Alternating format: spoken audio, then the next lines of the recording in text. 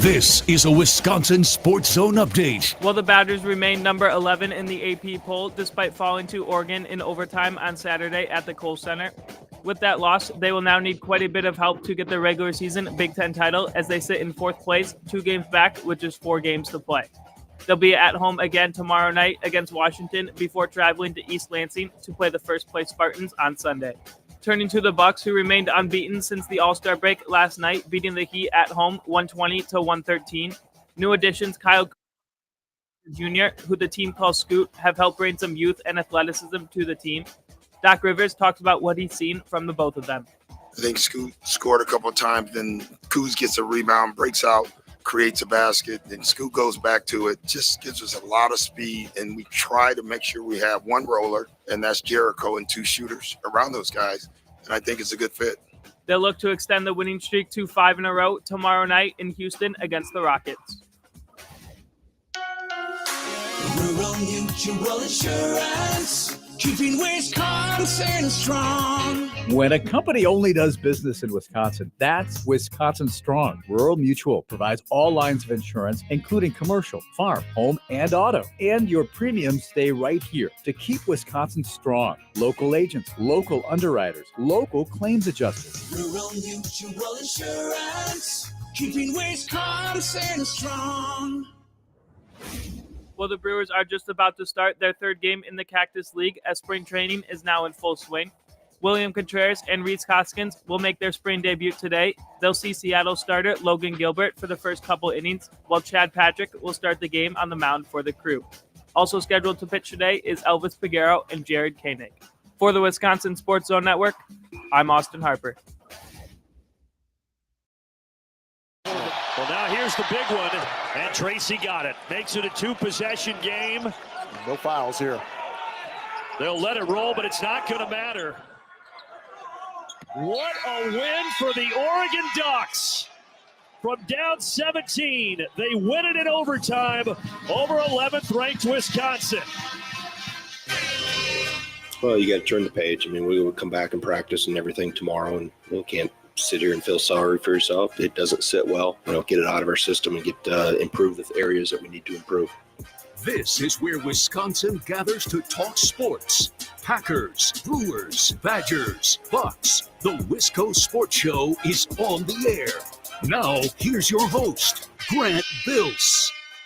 It's a little audio from the end of the Badgers loss on Saturday, as well as a comment from Greg Garden. That's where I want to start, but I'd be lying to you if I told you that the thing that struck me most from the intro of the show was Austin Harper on the updates, ladies and gentlemen. Intern Austin. Stone cold intern Austin.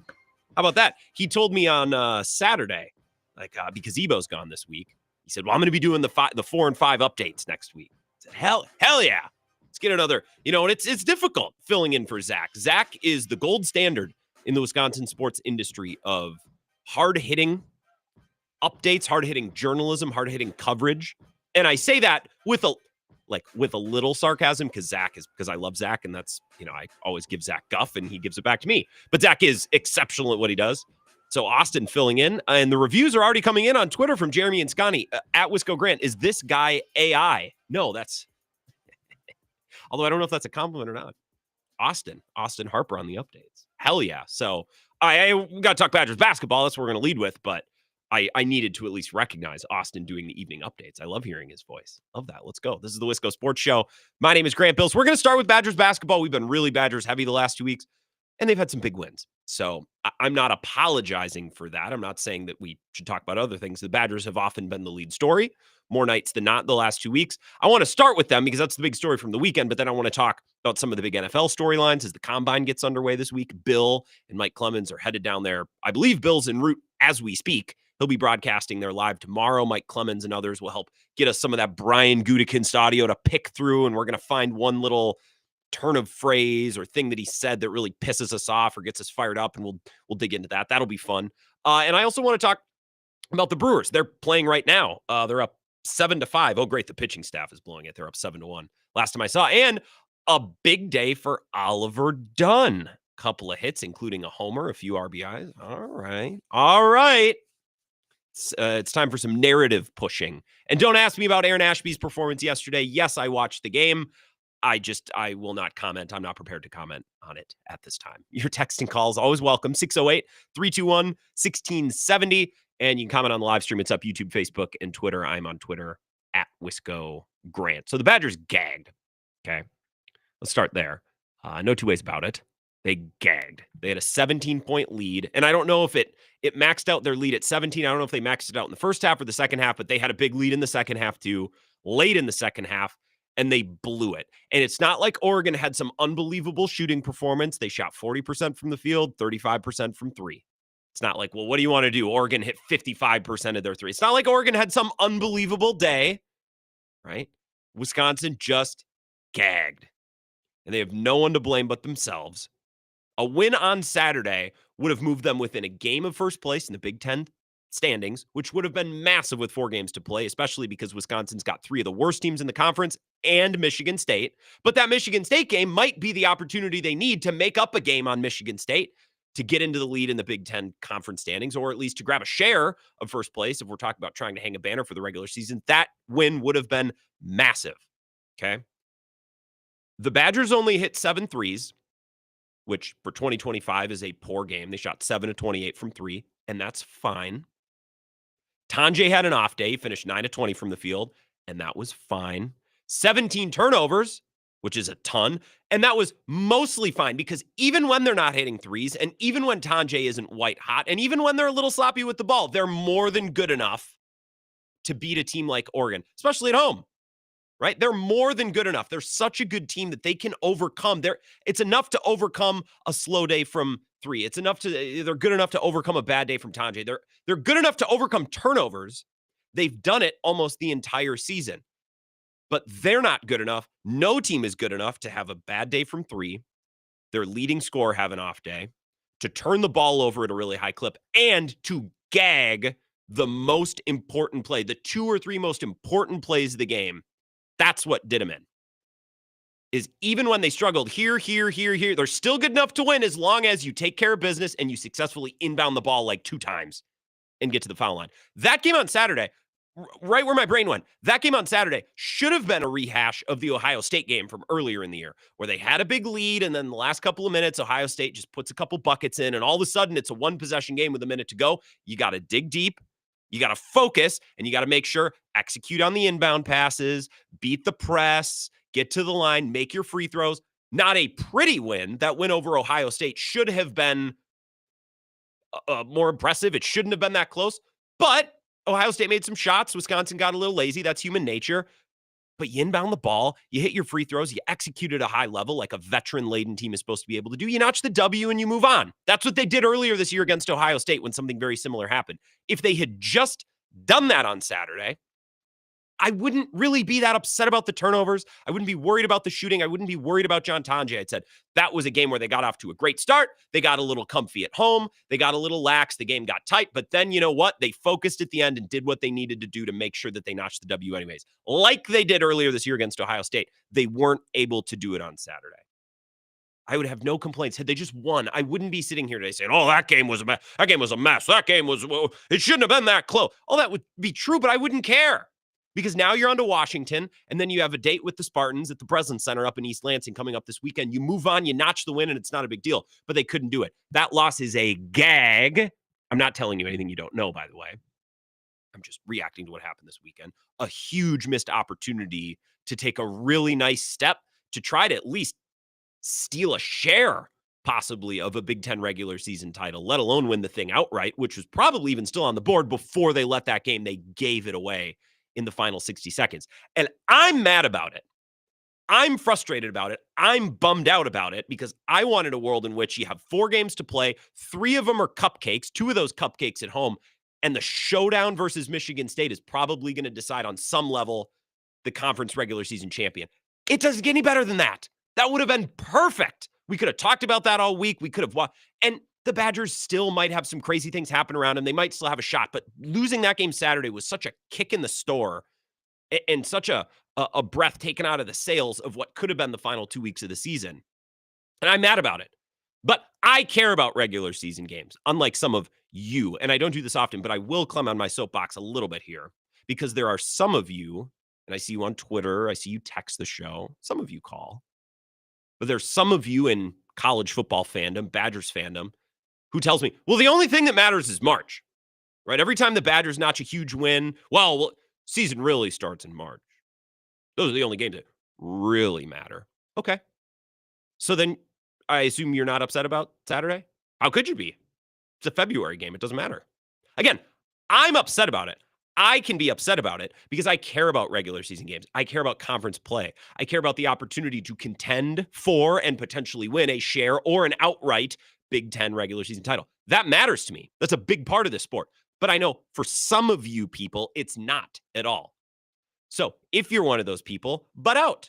You don't get to be angry about Saturday because here's what you can't do. You can't poo-poo every big regular season win in college basketball by saying, well, it doesn't matter. It's not the tournament. You can't discard the good results only to get really riled up and mad about the losses. Okay, either the games matter in February or they don't. Either the only games that matter are March or not.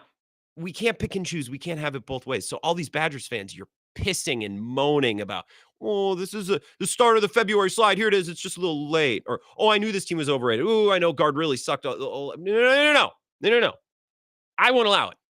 You can't poo-poo regular season wins and then turn around and complain about regular season losses. Either the regular season matters or it doesn't. And I see some of you, I hear you, I see you on social media.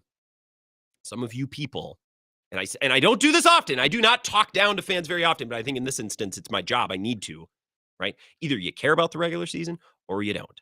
And I know some of you Badgers fans, some of you people really, really think, well, win over Purdue, it doesn't matter. We'll judge the team in March. Unless they lose a game in February, then I'll also judge them in February. But if they win, then I won't. Then only March counts. Okay. I'm just asking you to be genuine in your fandom, and I think some of you aren't.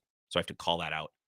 So I'll take your thoughts on the Badgers after our next break. If you have any, otherwise we can move on. But those are my thoughts on Saturdays. I mean, it was a gag. It really wasn't. It sucks because they would have been set up so well for an awesome final 2 weeks, week and a half of the regular season. And they're still set up fine, but it's not nearly as intriguing as it would have been. Had they just held on, I wouldn't have had any complaints because sometimes you just need to hold on. But as long as you hold on, you notch the win, you keep moving, it's fine, like it was against Ohio State. That should have been the Ohio State game.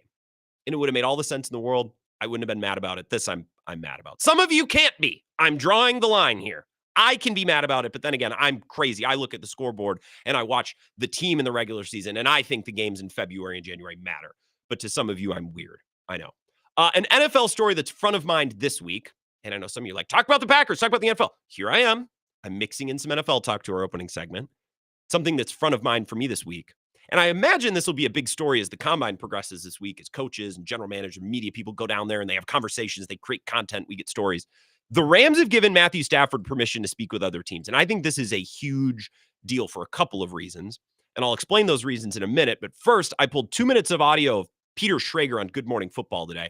I don't think I want to listen to this whole thing. I don't need 2 minutes, but I'm going to start it so we can get a couple of important details about this situation, just so we understand what's happening here. Those guys actually have a fine relationship. And I believe to start here, he's talking about the relationship between Stafford and McVay and the Rams. Those guys actually have a fine relationship. This was nothing that is between them personally. This is a money issue. And Matthew Stafford wants to be paid what he thinks he's worth. He wants to be paid more than $50 million.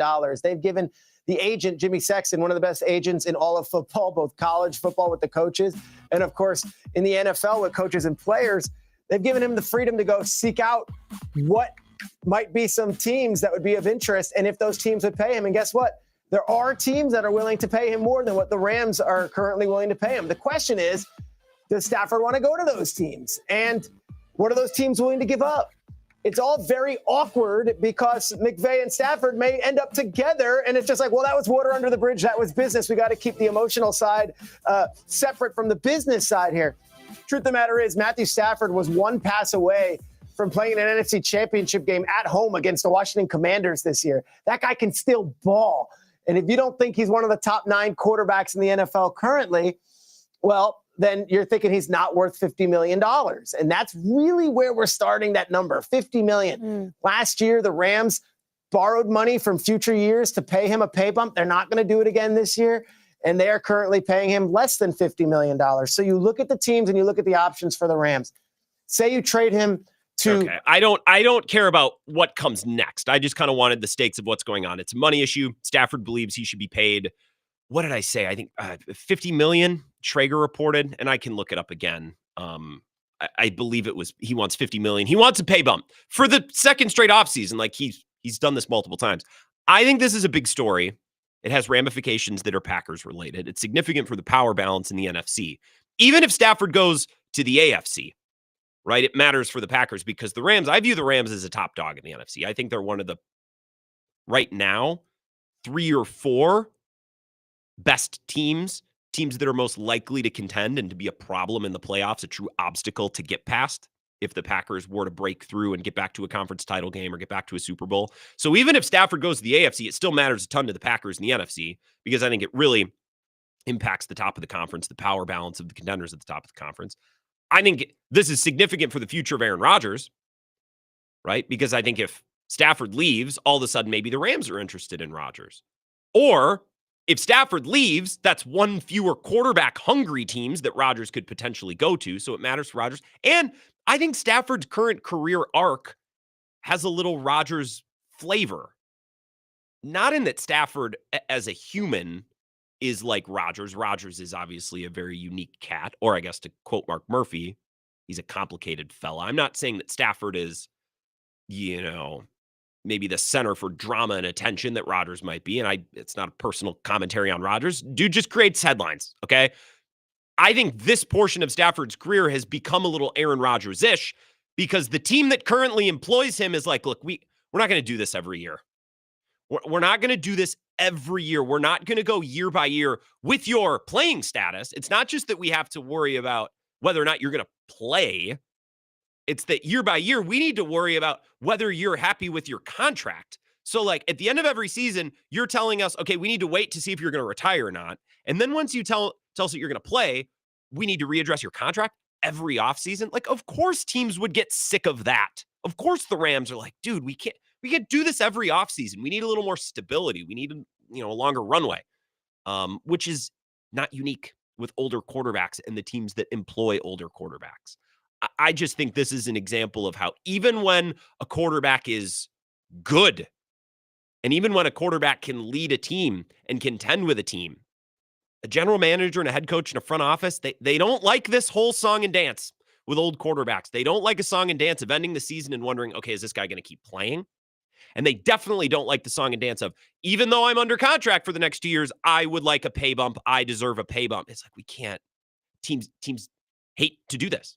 They can't keep doing it this way. I think that was a big reason why Rodgers and the Packers eventually split. They eventually split because he wasn't good enough anymore. They deemed that he wasn't good enough anymore after that down 2022 year. But they also, it's like, we can't be starting from scratch with whether or not you're going to play, whether or not you're happy with your compensation or the roster around you. We just can't keep doing it.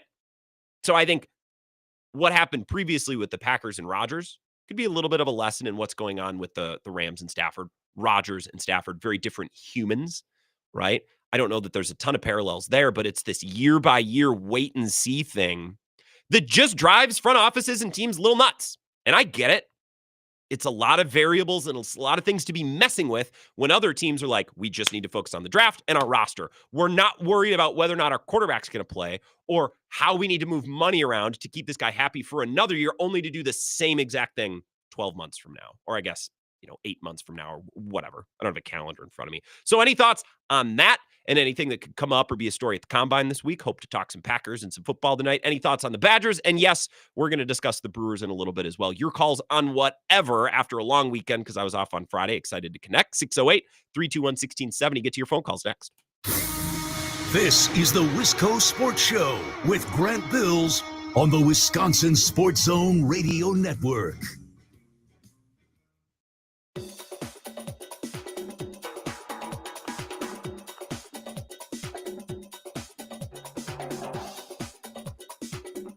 The Wisco Sports Show will resume in 3 minutes.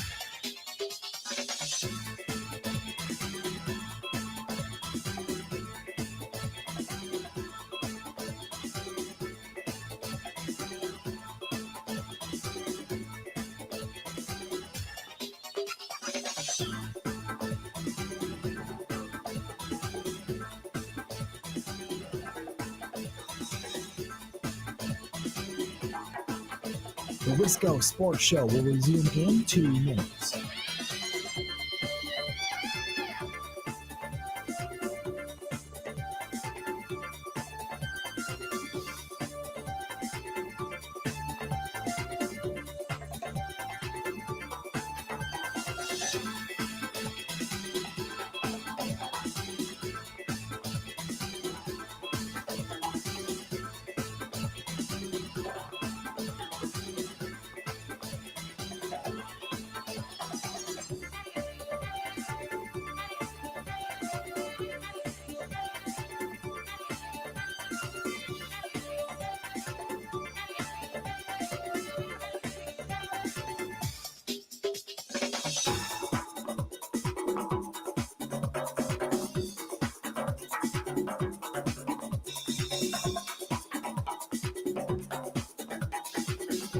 The Wisco Sports Show will resume in 1 minute.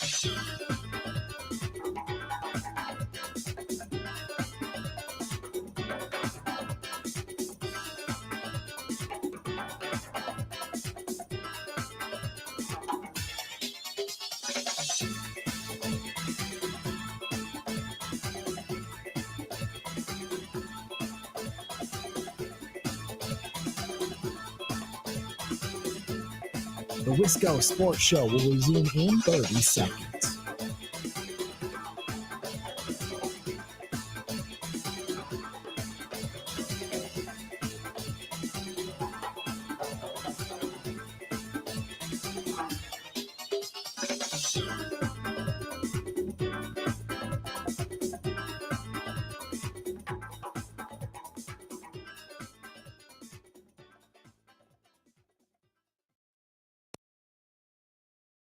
Again, what got us in trouble was the completely kind of taking our foot off the gas offensively for whatever reason.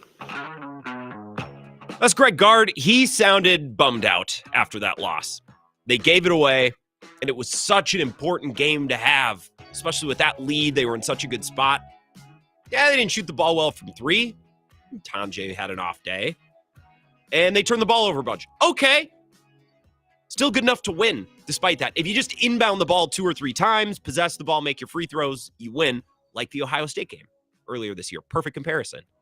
And they couldn't even do that. And now they really, really, they just cut themselves off at the shins, right, in the race for that top spot in the Big Ten, or at least to share the Big Ten regular season title, which to me matters. I care about that thing. I think regular season games matter. I know some of you don't feel that way, unless, of course, the team loses. Then all of a sudden the games start mattering. It's not just about March. It's March matters is the only thing that matters. Unless the team loses a game in February, then all of a sudden the games will start mattering. I don't like it. I think a portion of the fandom a little disingenuous, so I'm calling it out. I don't often tell you how to fan. I just think that's a bad way to fan. 608-321-1670. Your phone calls as promised. Wisco Sports Show. Who's this? Grant, I'm not worried even a little bit. About the Badgers? I'm not either. And I don't think smart basketball people are if you look at the AP today, and I'm going to talk about that next. They stayed at 11 for a reason. While other teams that lost moved down. It's a little tease. That's what I'm going to talk about after 4:30 here when we take our next break. We love it. I think a couple of things that stand out to me. Number one, I think it's absolutely hilarious that the Badger Twitter people who put Foxhole Guy after Luke Fickell made the Foxhole Guy comments. Mm-hmm. We need guys that are in our foxhole when things get tough. A bunch of them put that in their names, and they're still there. Yeah. And those are the people that are the loudest fire Greg Gard. And I'm just like, do you understand what you're doing here? So I enjoy you attacking a small portion of the Badger faithful today, who are weird when it comes to the coaches and when they choose to criticize and when they don't. I'm greasing don't the think that squeaky has wheel anything to for do sure. with it. Yeah. I'm giving the squeaky wheel its grease today for sure to start the show. But just in case there are a couple listeners that are thinking, oh, what the heck? How did Greg Gard let that happen? I think they had an elite game plan. And I think that was very clear. They went into the game.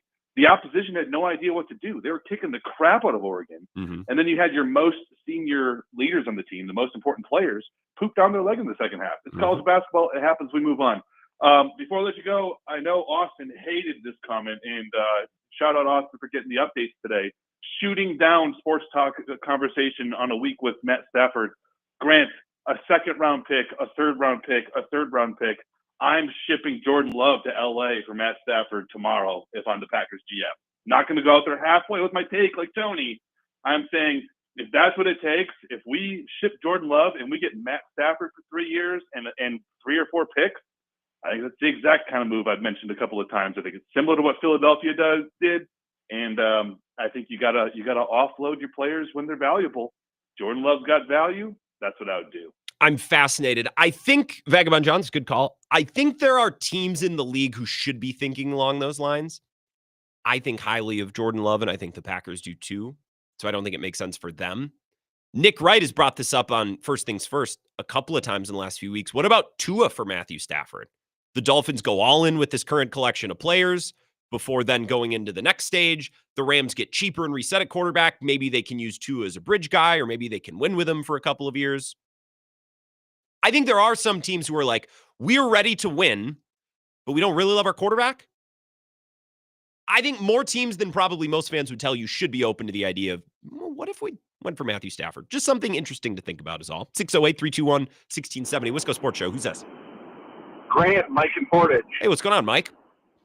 My mind is just blown after Vagabond's comment about Matthew Stafford, but I call to talk about the Badgers. Hit me.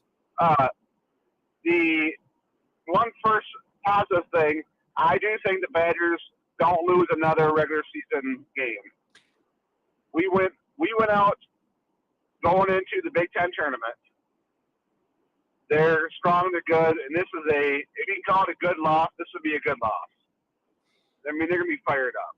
You think this is a good loss? I don't know if I'd go that far.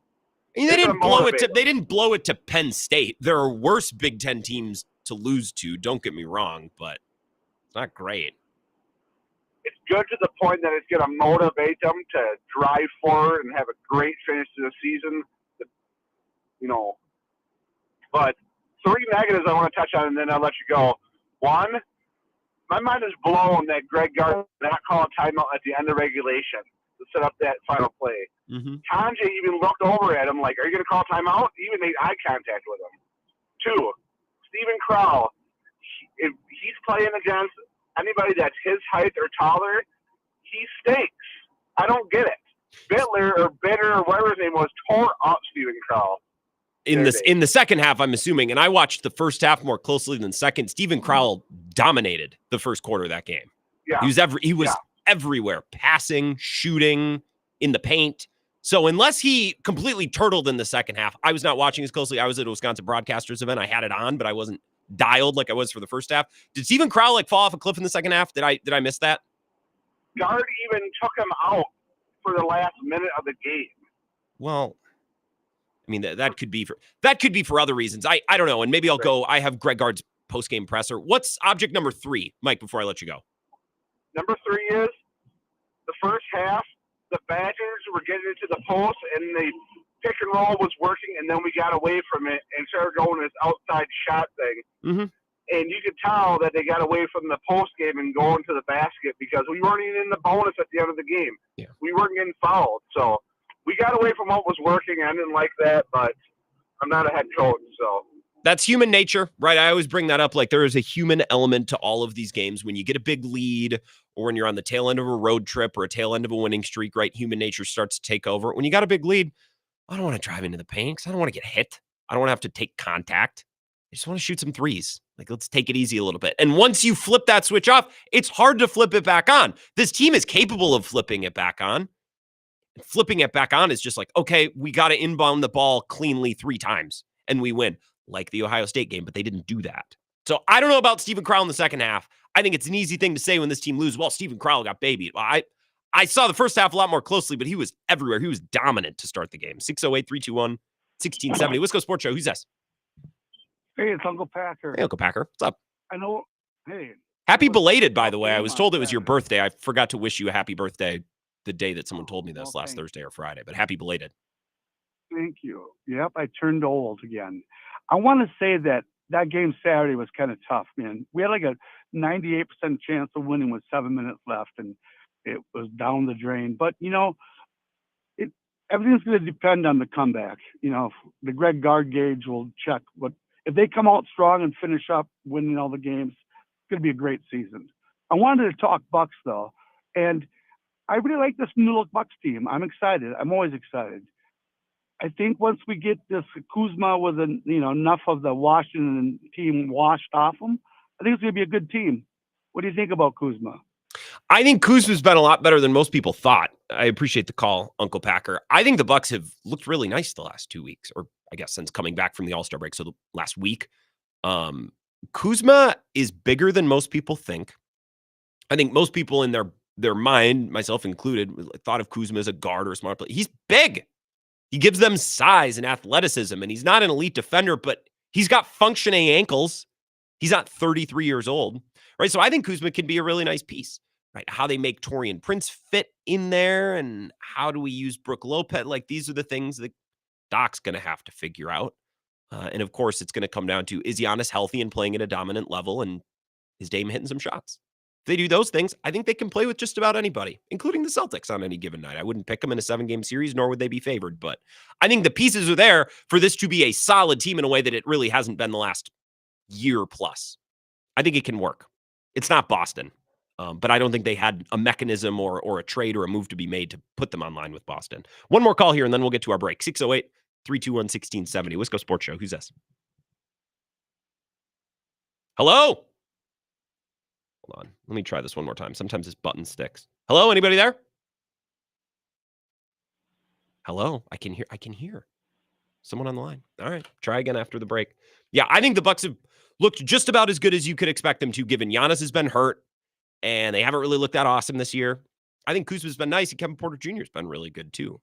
And they have 2 nice performances between the Clippers and who did they beat yesterday? I can remember it. The Heat, where they were down in the fourth quarter and they needed to turn it up and give it a little gas. And that's been an issue, I think, especially because the Bucks are so old, and they have been so old. I don't want my team to have to mount furious fourth quarter comebacks every night, but it's nice to see that they have that pitch in their arsenal. So I have plenty of good things to say about the Bucks the last week or so, especially post Kuzma trade. I just don't know that it's going to make a difference in the end. Like, I don't know if it's going to put them in the conference finals or the finals. Can they get through the first round though? Like, if they can do that, that's an improvement on the last 2 years. And I think that actually, that I will consider that a win for this team. The way that the postseason has gone the last 2 years, and all the upheaval and the roster turnover and a coaching change last year, like, if you can clear the first round and feel like you maybe got some nice direction and the roster and the tool building components are lined up in a nice spot for the summer, you'll have some money. You'll unlock another pick if you want to, have that to work with. You're under the second apron. Great. But I don't know if it's lame or not. I'll just be honest with you. Like, this season right now, to me, is get out of the first round and then we'll see. And if they can do that, I'll feel better about this team than I have certainly over the last 2 years, at least at any point. I want to talk a little more college basketball when we come back. The Badgers did not move in the AP Top 25 today. They stuck at 11, which makes sense. There were a couple of other teams that dropped down a few spots, and I also think that makes sense. We can compare and contrast and, pick apart some of these details within the AP Top 25 that came out today. Also, more thoughts on the Brewers, more thoughts on the Packers, a lot more of the Wisco Sports Show yet to come. This is the Wisco Sports Show with Grant Bills on the Wisconsin Sports Zone Radio Network.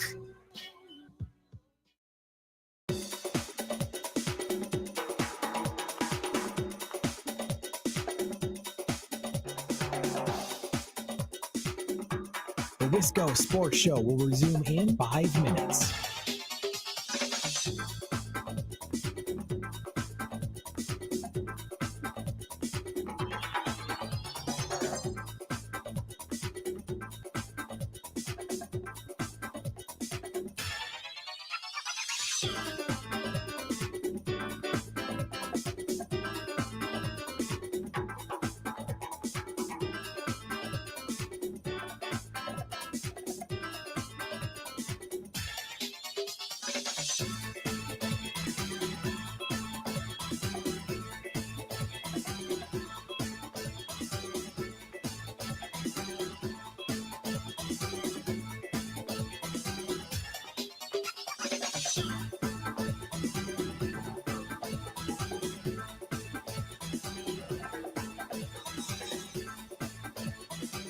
The Wisco Sports Show will resume in 4 minutes.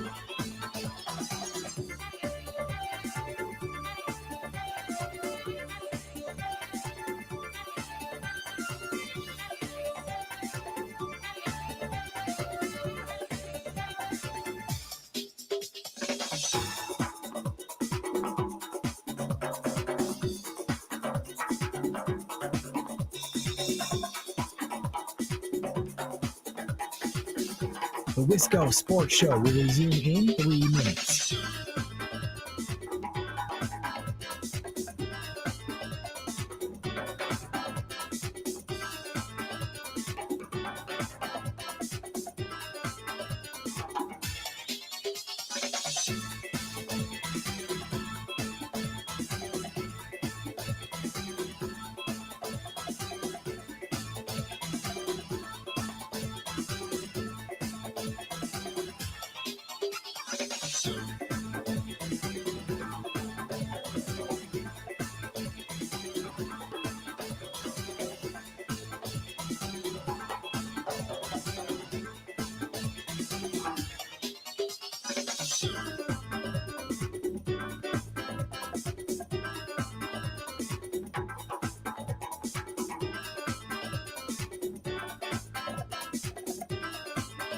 The Wisco Sports Show will resume in 2 minutes.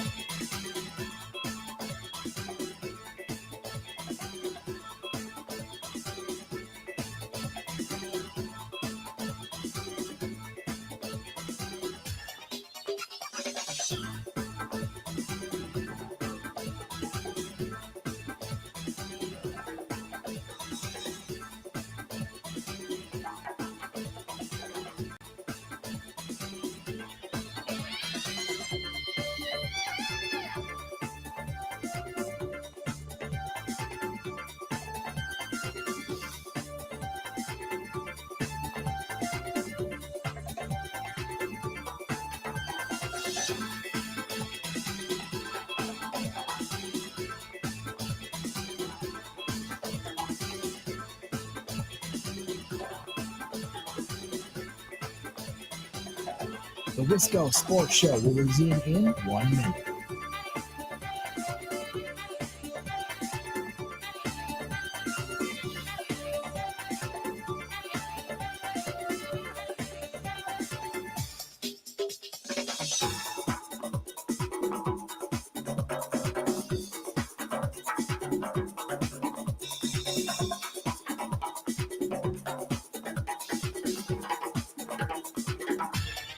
The Wisco Sports Show will resume in 30 seconds.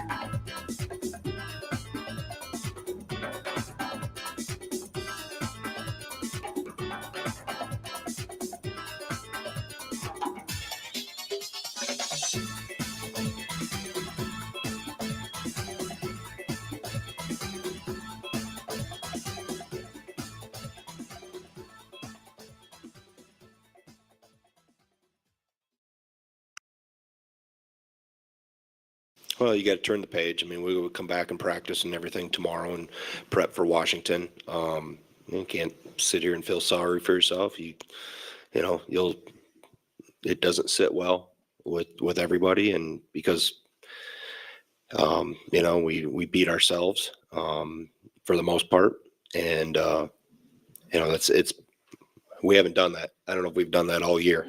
So you know, to be able to rebound and bounce back, and fortunately this isn't like football where you have to sit 7 days, wait for your next game. We're going to play again on Tuesday night, and you know, get it out of our system and get improve the areas that we need to improve. It's Greg Gard from Saturday. He sounds upset, but not in like a rage or anger way. He sounds upset in a that was not good type of way. You know what I mean? Like a very disappointed, beaten down, speechless, angry, that kind of angry. So Wisconsin didn't move in the AP, and I think it's instructive. I think it tells us a little bit about the Badgers' place in the elite of college basketball. I'll tell you about that here in just a minute. The Monday mailbag coming up in an hour and 10 minutes, so submit your questions related to whatever. GrantBills21@gmail.com. BILSE, by the way. And you can comment on the live stream, YouTube, Facebook, Twitter, text and call 608-321-1670. Get back to your phone calls here in just a couple. Wisconsin State at 11. Like I said, the new AP coming out today. And I think a lot of negative Badgers fans. The Badgers fans, by the way, who have ignored every game over the last 2 months under the line of thinking that, well, only the games in March matter. So I don't care that the Badgers go to Purdue and win, right? I don't care that they beat Illinois for the first time in 10 attempts. I don't care about all these regular seasons. The only thing that matters is March. We judge the team in March. Okay.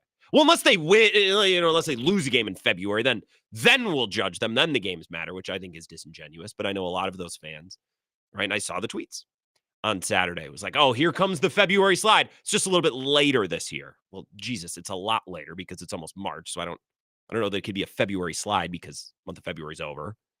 Right? Or people saying, see, this team's been overrated all along. See, guard still can't coach. Steven Crowell is still this. This team is as if Saturday's loss laid bare all of these weaknesses and shortcomings that have been hiding in this team all along. And look, I don't do PR for this team. Feel about them however you want. But if you feel like they suck and they're overrated and Saturday exposed it, well, I'm not going to judge you for that. I'm just going to tell you that you're wrong.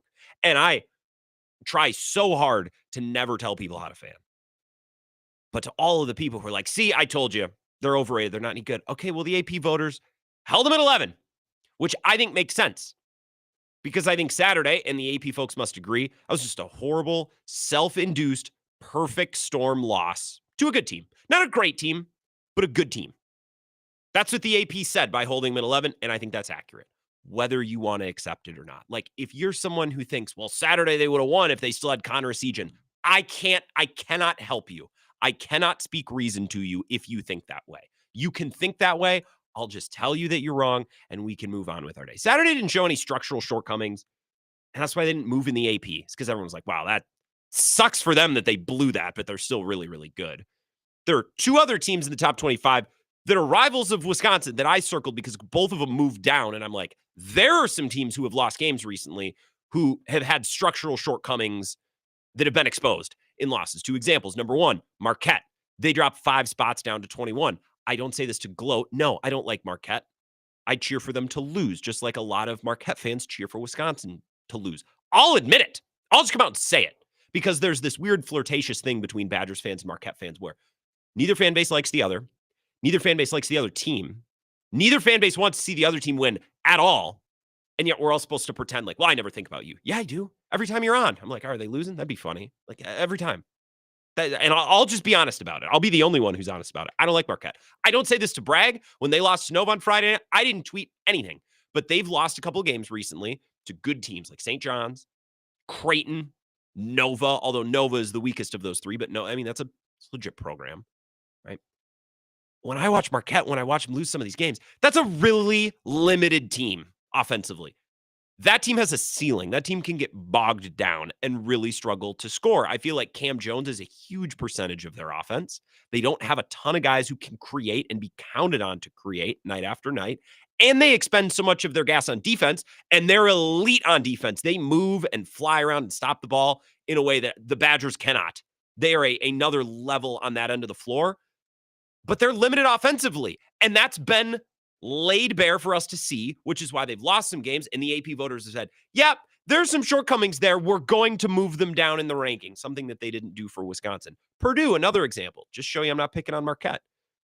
Purdue moved down 7 spots. They've lost 4 in a row, I believe now, to good teams, right? It's not like Purdue's a bunch of scrubs, but Purdue's lost now 4 straight between, and let's see here, Indiana yesterday, which is probably the worst loss of all, but at Michigan State, home to Wisconsin, at Michigan, right? 4 straight losses to good teams.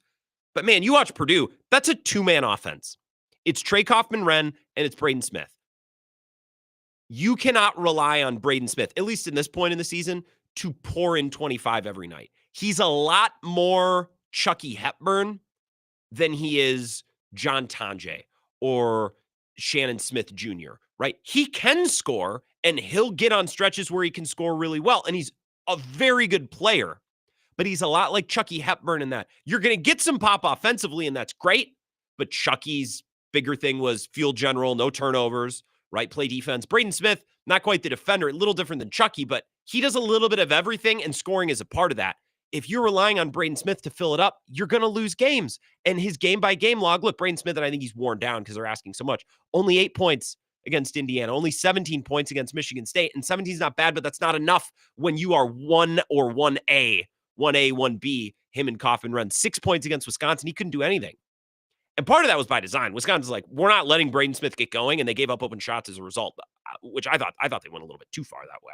I probably wouldn't have doubled Braden Smith as much. But if Kaufman Wren gets in foul trouble because of an unlucky foul, you're porked for an entire half, because that's how college football works, or college basketball works. And Kaufman Wren is a little Tyler Wall, and that he can put it in around the paint, but he's not going to stretch a defense out to the three-point line. He's not as gifted in an offensive player he can't pass that well, right? He can score, but he's undersized, right? He's only like 6'9". So he can get caught in the wash against big guys. Like, Purdue is a limited offensive team. Marquette has been proven that they are a limited offensive team. That's something new, but we've just seen it laid bare against some elite teams. Same with Purdue. So those teams go down. Wisconsin loses a game, and most people say, no, that's a really good team. It's just, Jesus, I mean, that's a bad loss. So, look, if you're trying to make sense of where Wisconsin stands after Saturday, like, I'm just trying to paint a picture for you. That's a horrible loss, and they deserve to get blasted for it. But we're not seeing some deficiency or a part of this team. They've been overrated and it's been hiding all along. It's not the case. It's just an awful loss. Let's take a couple calls. We got a couple minutes here. 608-321-1670. Wisco Sports Show. Who's this? Hey, Grant, it's Ed. Ed, what's up? I'm back, man. I'm back for another call, one a week maybe. Hey, Grant, I watched that game. My wife watched that game with me, and she had a really good observation. She says that the problem with the team, I think they got pressured so much that they kept pushing the ball out on past the free throw line where you touch the post. And she goes, this is not their normal offense. And that's exactly what happened. They got pressured so much. And this is going to be a learning experience for this team. And I actually chimed into our main man, Mr. G, and he agreed. This is a good loss. No one likes a loss, but if you're going to have a loss, you're going to learn from some of your deficiencies, which they showed. Obviously, this team is a great team for this year.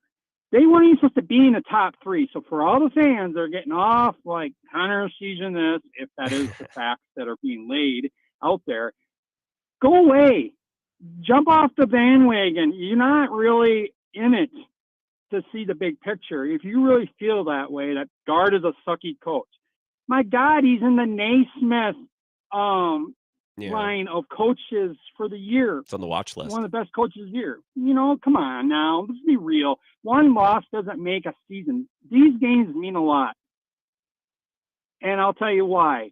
RPI, baby. That's why this team is moving up and staying up there, because of RPI. Yeah, and look, on the preseason expectations, Ed, that's a good call. I just got a couple of others. On the preseason expectations, it's true. Like, they weren't picked to be where they are. But now I look at the roster and I look at the opportunity that they have to do some damage and to maybe try to go on a run, something they haven't done in forever in Wisconsin, forever, relatively. It's been 8, 9, 10 years, right? It's been a long time. Part of that was the pandemic. That year shut down. Maybe they would have gone on a run that year. Like, I don't really care about preseason expectations anymore. I think it's a testament to Gard and the talent that he found and brought in, but this team is good, right? And I don't need to compare them against some preseason based on, they're good. So we have high expectations for them.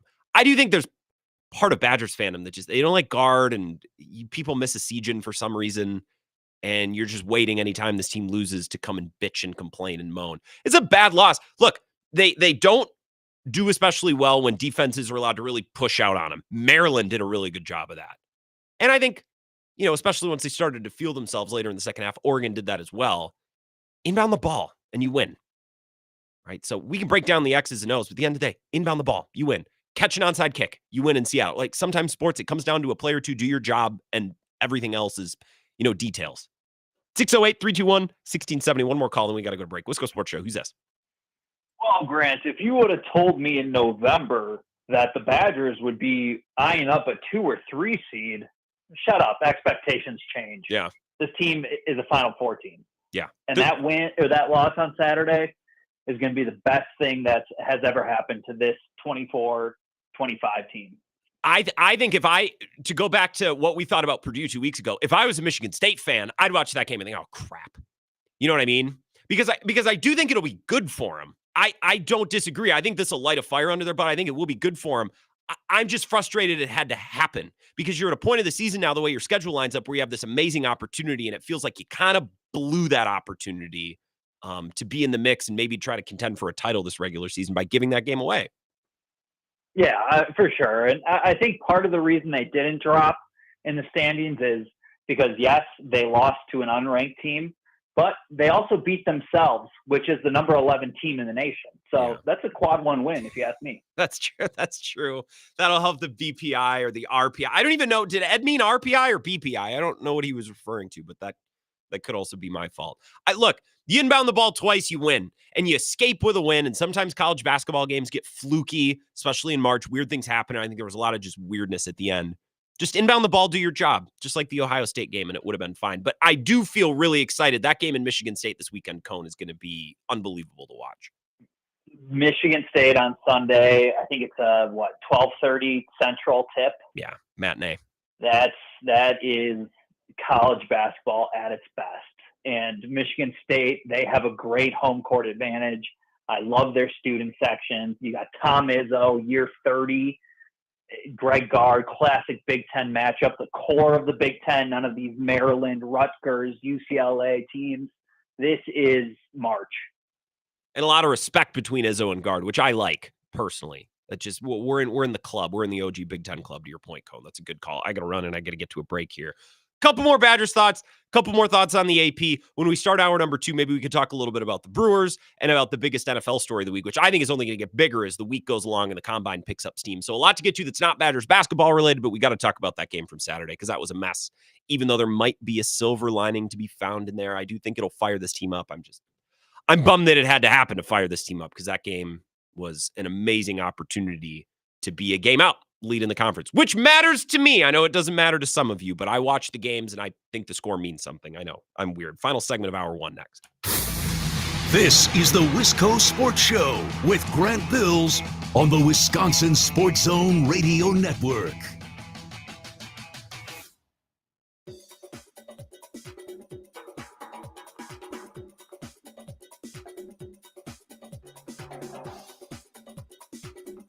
The Wisco Sports Show will resume in 3 minutes.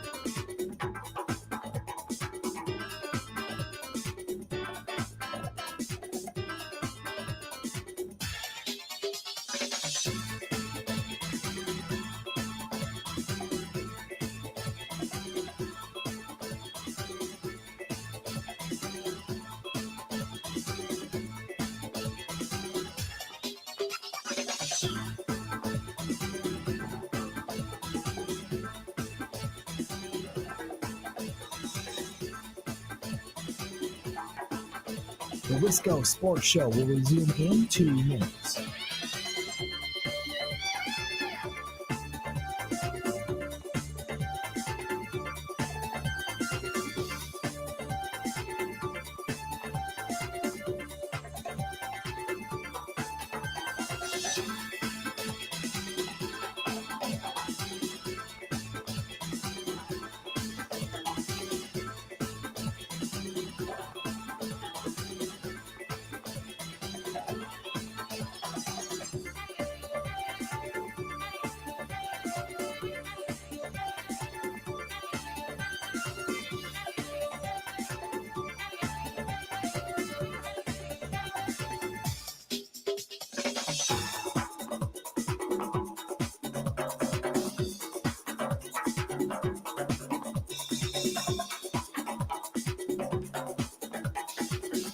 The Wisco Sports Show will resume in 1 minute.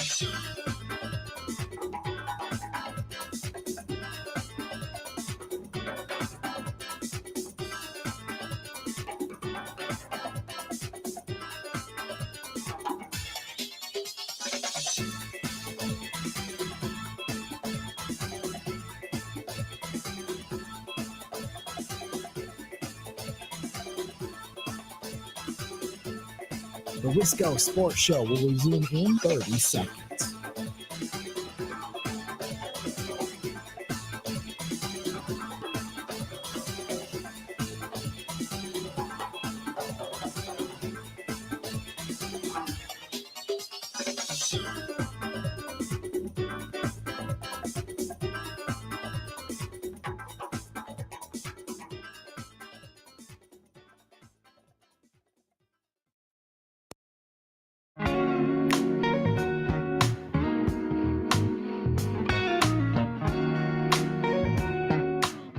Wisco Sports Show, hour number 2, just a couple minutes away. We'll get an update from Austin. Said he was doing updates at 4 and 5 this week, and we heard him at 4, which was a wonderful change of pace. And I love Zach's updates, but Austin, great guy. Love having him working with us, the morning show, Bill's show, in any capacity. But now I'm looking over at my computer here, and it says 5 p.m. Zach. So I'm not sure who we'll have on the 5 o'clock update, but in any event, hour number 2 will follow. And I want to talk about what I believe to be the biggest NFL story running right now. And I think as the combine fires up and this week progresses, I think there will be more noise. I think there will be more chatter around this story. So I want to get out ahead of it. And we'll talk about that. I mentioned it back at 4 o'clock briefly, but for those who have joined since, kind of reset the show a little bit just after 5, get into that. And also we can talk a little Brewers because is that game over yet? It's in the bottom of the 8th. The Brewers at one point were up 7-1. They're now down 12-8. So that's great. Although Oliver Dunn had a couple hits. Rhys Hoskins had a bomb. So still positive. Sal Frelick, big RBI double. Some good batted ball luck around the infield with the bases loaded, including a run scored coming on a double play. So some trappings of Murph ball and some things that we saw from the Brewers last year. Although I kind of push back anytime people make the Brewers' success last year all about stealing bases and smoke and mirrors. Like, no, they hit a bunch of bombs too. Like Churio hit bombs. Yelich early on was hitting bombs. Willie Adames hit a bunch of bombs. I know it doesn't feel like it, but Rhys Hoskins hit a bunch of bombs. Like, they hit bombs last year too. I know the stolen bases were fun, and they did win games that way too every once in a while, but they also wailed on the ball harder than they had the last couple of years. That was a big part of it last year as well. So some final thoughts on the Badgers. Look, it's a really crummy loss, and you can't spin it any other way. There may be positive effects from this loss. I'm really interested to see how they come out tomorrow night against Washington. I think they might absolutely light up. Washington stinks, and they got him at home tomorrow night off that loss. I think they might absolutely blast Washington tomorrow night, and then we turn our attention to next weekend, Michigan State. If I was a Spartans fan, I would be bummed out by how Saturday's game went, because I'm like, oh, great. You're telling me now Wisconsin's going to refocus and dial in. That game on Sunday, I think it's on Sunday, Michigan State on Sunday. That game's going to be awesome, and I'm very much looking forward to that, and we talked about that a little bit with Cone. I don't think Saturday's loss laid bare any weaknesses or I just think they were a great team with a lead. They got complacent, and then they didn't hit 3-point shots very well, and John Tonje had a quiet night, and still they should have won if they just inbound the ball a couple of times, and then they couldn't do that. So they really had to do 5 things to lose that game. They did all 5 of them. And then underperformed in overtime to boot. They just couldn't get the buckets. Really bad loss. And puts them probably a little bit too far out of the Big Ten regular season race. We'll see. They're still in it, but they're not nearly as in it as they would have been, which to me is the biggest bummer. But we'll see how the players react. Hopefully we get a good effort these next 2 games and the Final 4, although Michigan State's really the only game I'm worried about. Hour number 2, we'll get an update from Zach or Austin. We'll see.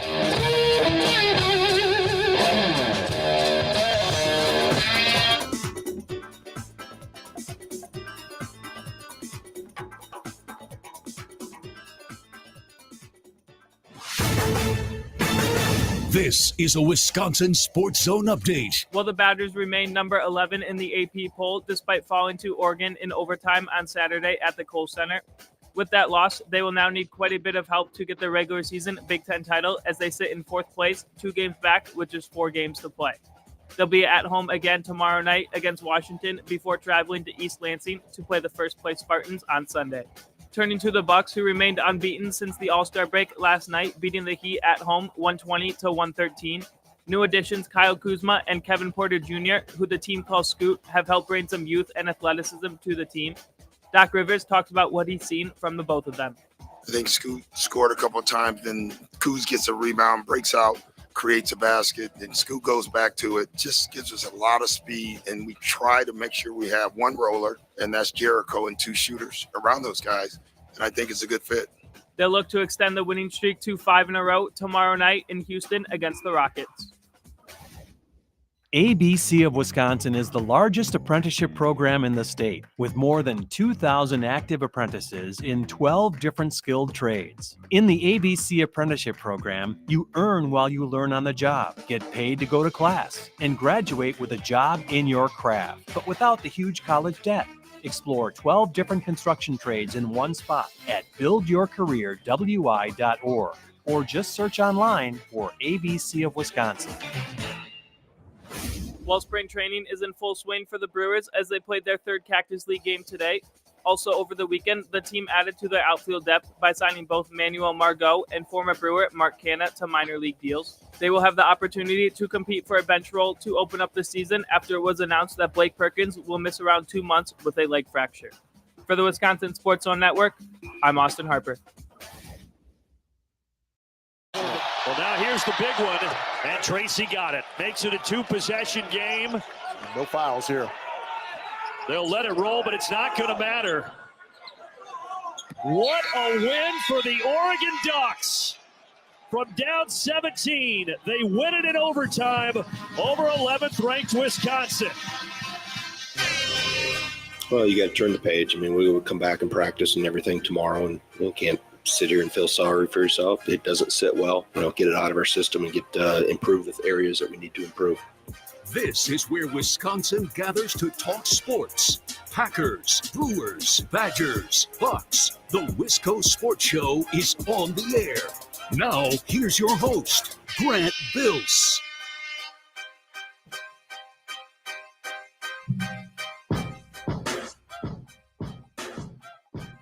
The Brewers, since the show has started, not so hot. They're down 12-8. They were up 7-1, I believe. And the lineup was pretty fun today. The game wasn't televised. I was listening to the radio call on the Brewers website or MLB.com. I don't even know if it was the Brewers website. It was MLB.com or something. The game was on the radio, but it wasn't on the radio. Does that make sense? At least I don't think it was today. Maybe it was. Maybe it was on the affiliates. I didn't check the radio broadcast schedule. I just clicked the link on the Brewers. I said, okay, I'll listen to the game for an hour or two. They had a nice inning where they loaded the bases, and Sal Frelick had a nice RBI double, among others. Oliver Dunn actually had a pretty solid day. So that's just something to mark down, because one of those guys is going to have to play well. Like, one, I don't really care who it is, if it's Oliver Dunn or Caleb Durbin. Like, it just has to be one of them. Ideally, the other one performs on some level too, because they need some infield depth. This is why, the lack of Brewers spending this offseason has annoyed me and has been a topic on the show.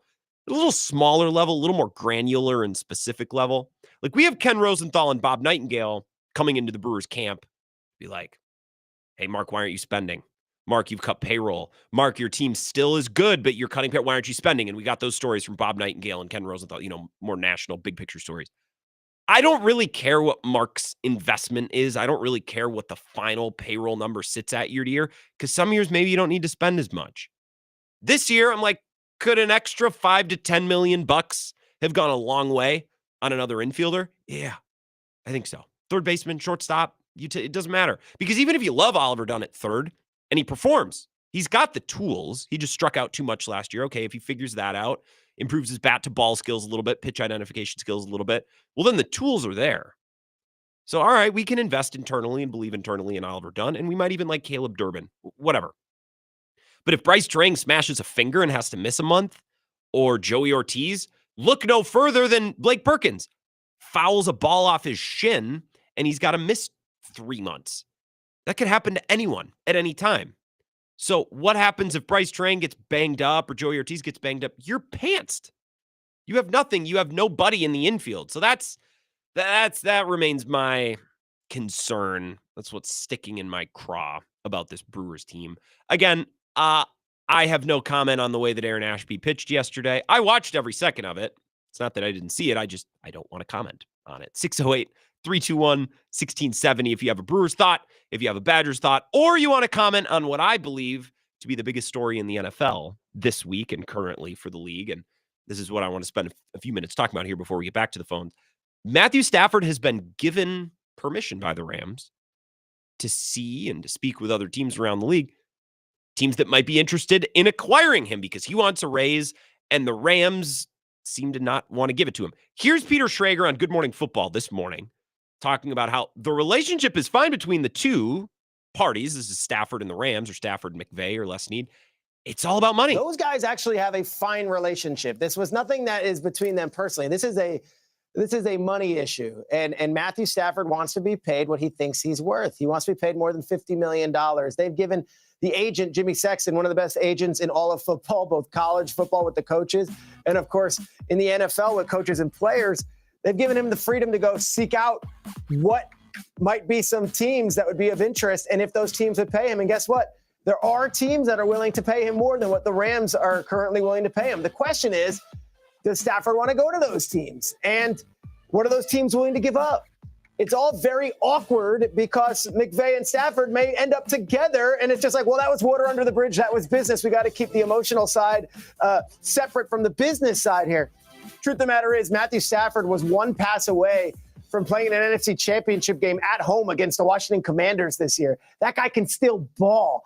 And if you don't think he's one of the top 9 quarterbacks in the NFL currently, well, let me just pause it. I mean, come on, guys. You don't seriously think that Matthew Stafford isn't a top 9 quarterback in the NFL? I mean, just take it from Peter Schrager. I couldn't believe it. I was at the bar on Saturday, and someone down at the other end said, I don't think Matthew Stafford's a top 9 quarterback. I said, you're out of your mind. Not top 9. This is fine information from Peter Schrager. Sometimes he just give me the details. I don't need the editorializing, but here's more. Then you're thinking he's not worth $50 million. And that's really where we're starting that number, $50 million. Last year, the Rams borrowed money from future years to pay him a pay bump. They're not going to do it again this year. And they are currently paying him less than $50 million. So you look at the teams and you look at the options for the Rams. Say you trade him to the Steelers. Are the Steelers willing to give a first or second round pick and pay Matthew Stafford $50+ million? And is Stafford willing to go play in Pittsburgh in the cold weather? And is Kelly and the 4 girls? Okay. I cut this audio. It's 2 minutes and 45 seconds. It could be 30. Just give me the details. That's what I want. I don't need the spit, but just give me, okay, they're upset about money. It's all about money. The Rams have given Stafford leave or permission and his representation, obviously, to go talk to other teams to see what's out there. I think that there are a lot of parallels between this situation and the Packers and Aaron Rodgers. Not because Rodgers and Stafford are similar people, although I don't know much about Stafford personally, which I guess is kind of the point. We know everything about Rodgers and everything that's always on his mind. Stafford, I don't think is outspoken. I don't think he creates headlines on the same level, but the reality of this situation with the Rams is the same as the reality with Rodgers and the Packers. At some point, these front offices and these head coaches get sick and tired of doing the year-by-year thing. So not only in the Rams' perspective, we have to figure out at the end of every season if you're going to keep playing, which is massive. It's not a little thing. It's not like for a baseball player, like, do you think you can keep playing the outfield or do you want to mix in some spots at DH? Like, we can operate on the fly with that. It's like, you are our starting quarterback. We're trying to contend. Are you going to play or not?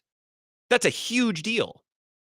Team building decisions branch all over the place based on that. So you're telling me year by year, we gotta realize in real time if you're going to play and then adjust your contract every year because every year you want more money. I think teams just get really sick of doing the year by year thing, especially if you're 37 or however old Matthew Stafford is. It would be kind of nuts for them to move off of Stafford, but then to like plug in someone like Aaron Rodgers, although they'd be paying Aaron Rodgers a lot less because Aaron Rodgers is going to be available for cheap on the Jets' dime because they're still paying him. I'm interested to see if this ever gets anywhere other than, hey, they've worked out a contract in LA and maybe this is just all posturing because it's so out in the open. I kind of think it's posturing. If you really wanted to leave, I don't know that it would be blasted like this. It would probably be packaged a little differently, but significant in the NFC, the Rams are one of the top dogs. They're not Philly, and I don't think they're quite on the level of Detroit, but they are as good as or better than just about everybody else. They're a really good team. And if he leaves, that impacts the Packers, especially if he goes somewhere in the NFC. But even if he leaves to the AFC, it still impacts our conference and the Rams. I think it's significant for the future of Aaron Rodgers, too. If they trade Stafford, that's one quarterback-hungry team that's off the market, but another quarterback-hungry team, the Rams, is created. Could they be interested in Rodgers? I don't know. Alex Van Pelt, Rodgers' old quarterback coach, just signed on to be on staff with Sean McVay. Just something to monitor, something to pay attention to. Let's take some calls. 608-321-1670. Wisco Sports Show. Who's this? Southside Scott. What's going on, Scott? Well, Stafford, yeah, you're talking about Stafford. Mm-hmm. When he was with the Lions, he wasn't much. He got traded to the Rams. He won a Super Bowl. Mm-hmm. But after that, what has he really done after the Super Bowl, though? Well, is he really worth $50+ million a year? I don't think so. Is he a good quarterback? Yes. but not worth the money, that he's supposedly is going to want, or other teams would pay him. What he's worth and what the market says he's worth, those are two different things, right? You're correct. I think You're as much correct as on anything, this is the Rams. Like, we're not doing this every year. You know what I mean? Like, you're making $40 million. You're in an awesome spot. The team is great. You're on the West Coast. Where you're from, you're playing inside. You know what I mean? Like, I think teams just get sick of doing this. Is he still under contract? Yes. For like 2 more years, I think. 2 more years. So he has at least 1 more year, regardless, whatever happens. So he's staying with the Rams. He will be disgruntled, but he's staying with the Rams. And they will not, I don't think they will say, oh, he wants to trade because he wants to be traded. No, they're going to stick with him at least for another year. Yeah. Because he is a good quarterback, but he's not, I don't know, he's not a top 5. Definitely not. Well, but if you don't 10, think he's top 9, Southside Sky, you're crazy, according to Peter Schrager. Whatever that's so Bill Simmons coded. Like, if you don't think he's a top 9 quarterback, you're out of your mind. So I hadn't really thought about that particular threshold. But thanks for the analysis. I like Peter Schrager. It's, I don't know. It's like 2.5 minutes. Like, dude, can you just boil down the facts for us, please? I don't need to hear about your text thread with Kyle Shanahan and John McVay. Let's take another call. 608-321-1670. Wisco Sports Show. Who's this? Hey, Matt and Cross Plain. What's going on, Matt? Hey, all I know about is Stafford is he's in a sleep mattress commercial with his wife, I think. So he's doing okay. Big commercial. He's doing okay, and he's under contract for 2 more years, which was kind of, I don't remember the exact situation, but it was something similar with Rodgers at the end, too. The Packers like, so, dude, you're under contract for multiple more years. You're talking about retirement, and we got to rework your deal. Like, I think teams just get sick of it. Yeah, I guess it just comes down to happiness, right? If he's not happy, then leave, and if the Rams aren't happy, then get rid of him. That's pretty much all it comes down to, and they'll figure it out. But I'm more interested in talking about the 5-0 Chicago Cubs and Cactus League. Oh my gosh, Grant! Did Matt Shaw, is he still out with a groin, or what's he out with? Yeah, he's out with an oblique. He's got an oblique strain. But speaking of depth and a team having depth in the infield, the Cubs have a lot of infield depth and a lot of outfield depth actually too. So it's here I thought Jed Hoyer was crazy for signing guys like John Birdie and Vidal Brujan, but they're paying off right now in the spring as Horner and Shaw are injured, and everybody's playing pretty well. So it's fun to watch. Spring training's fun. I wasn't able to watch the Brewers because they weren't on, but I did listen to the game a little bit earlier this afternoon. Appreciate it, Matt. And best of luck to your Cubs. I'm interested to see, because the Cubs last year, they had a deep roster. Like, I don't know that depth was their problem last year. It's that the guys who were star or borderline stars, they all kind of had crappy seasons. Like Happ had a crappy season. Swansby had a crappy season. Nico Horner, again, these aren't stars. They're not superstars. They're really nice players who can play like superstars or, have star makeup. But in Council talked about this too. It's like, we're a team that's kind of built, 1 through 9, a lot of very good players. And when you build a team like that, you need some of those very good players to have great years. And I think part of going to get Kyle Tucker was, here's a bulletproof guy. Like, we know he's going to be great. And when you have a guy that you can count on to be great, you can fill in and you can cross your fingers with other players. In fact, that's what the Brewers have done. Now, they don't have like bona fide superstars, but Yelich was that guy years ago. And who knows, maybe he could return to form as that guy. That go a long way in making sure they don't fall off this season. Let's take another call. Wisco Sports Show. Who's this? It's Darnell. Hey, Darnell, what's going on? Hey, you just mentioned Matt Stafford, and I think that Matt Stafford, first off, is he a Hall of Famer in your mind? Oh, I don't know. He's right there. I want to poo-poo him and say no, and I still might believe no. But the last couple of years have gone a long way to me thinking that Matt Stafford is a dude. I think I've said this before. I think Jordan Love should look at Matthew Stafford and say, that's who I should try to be. Like, I'm not always going to be perfect, but the high end is going to be so great that when I get hot, I'm going to make those couple of throws in a playoff game or two that get us over the top. Like, that's what I want Jordan Love to be. I guess I'd say no. Although the last 5 years, this portion of his Rams career has gone a long way to help him. I would agree. I'm also with that. not the guy to ask. Like, I don't know. Statistical resumes don't stick in my head. I'm not the data history precedent guy. So I'm also a bozo and probably not the guy to answer that question. Well, I would agree with you just based on the idea that not every good quarterback is a Hall of Fame quarterback. And that, I think that a lot of people are like, oh, well, he's been in the league for 20 years and he threw for 5,000 yards a couple times. It's like, yeah, okay. Yeah. It doesn't exactly mean that you're the best of the best of the best. Like, that's what the Hall of Fame has been watered down. It's the Hall, Darnell, it's the Hall of Fame, not the Hall of Very Good. Am I right? Yes. But if he's 37 or 38 years old, the Rams have to look no further than the Falcons and how they gave a boatload of money to Cousins and then benched him. Yeah. Like, you know what I mean? Like, when you're at that age, you're so close to the end that you have to be so careful about how you give your money away. And I mean, the Packers did the right thing with Rodgers. You know, it's a tough move and it made a lot of people mad, but it was the right financial move and the right, like, team building payroll move. All of that was correct. I think if the Rams want to be, I think the Rams just need to, like, if you want to do this, you have to just cut ties. You know what I mean? If you can't keep doing the 1 year thing, like you said, you're just going to keep paying more money for a receding product. Yeah. And more of that money is going to get pushed out. That's the problem, Darnell, and I got to run. So I appreciate the call. And if you're on hold, I'll get to you after this break. You're pushing out more money. You're giving away more money to a player who's getting older. And the way that salary cap works in today's day and age, and if you bring back Matthew Stafford, you're going all in to try to win with him now. Now you're pushing money out even further when you know that Matthew Stafford's no longer going to be on your roster, and you're going to have to eat that and deal with that years into the future, which is a bummer and not what I'd want if I was running the Rams, because look at all the youth on my defense, youth like Puka Nacua, and I think they're probably going to go offense heavier in this draft. We could have this beautiful young core, just like the Packers have built. Do I really want to financially be bogged down with a 38-year-old quarterback with money pushed 3 years past this current contract? So it's like going to his age 40, 41 season when I know he's not going to be on the team. Probably it feels like if he comes back, he's there for another year, maybe two. So I get it. But I think this is a lesson in contracts matter way more in football than they do in other sports.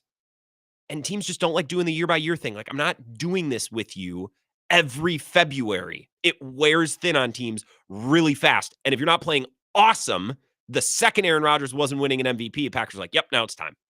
And Stafford's actually pretty good this year. And he's worked well with the Rams. He wasn't lighting the world on fire down the stretch, but he was making the throws necessary for that team to win, and I think he still can. We'll see. I don't know why a team like the Giants would be like, yeah, we'll give up a second round this year and next year for 37-year-old Stafford. I don't think it makes sense for anybody involved to split this up. But money matters a lot. Contracts matter a lot, and the guy's 37. And that's the NFL. That matters to front offices in the NFL. 3 minutes. We'll come back right after this. This is the Wisco Sports Show with Grant Bills on the Wisconsin Sports Zone Radio Network.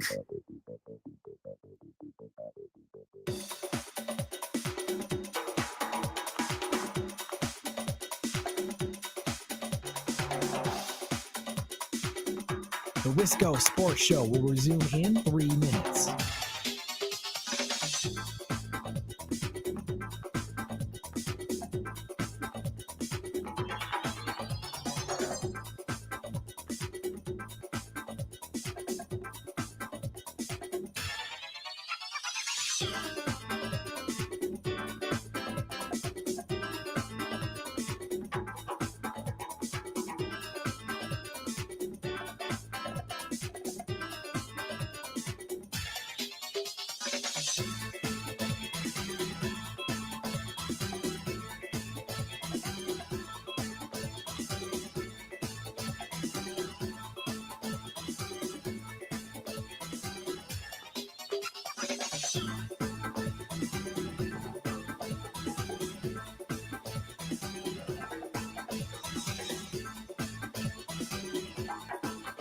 The Wisco Sports Show will resume in 2 minutes.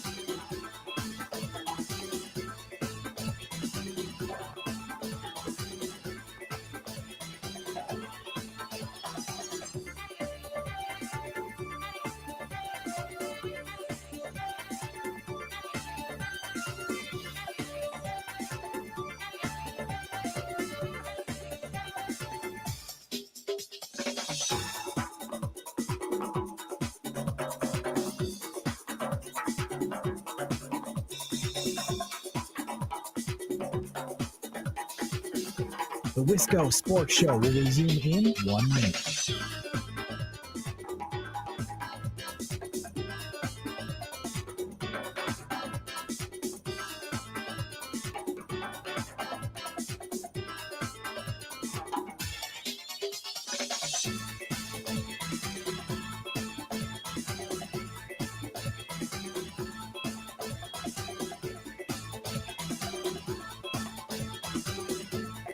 The Wisco Sports Show will resume in 30 seconds.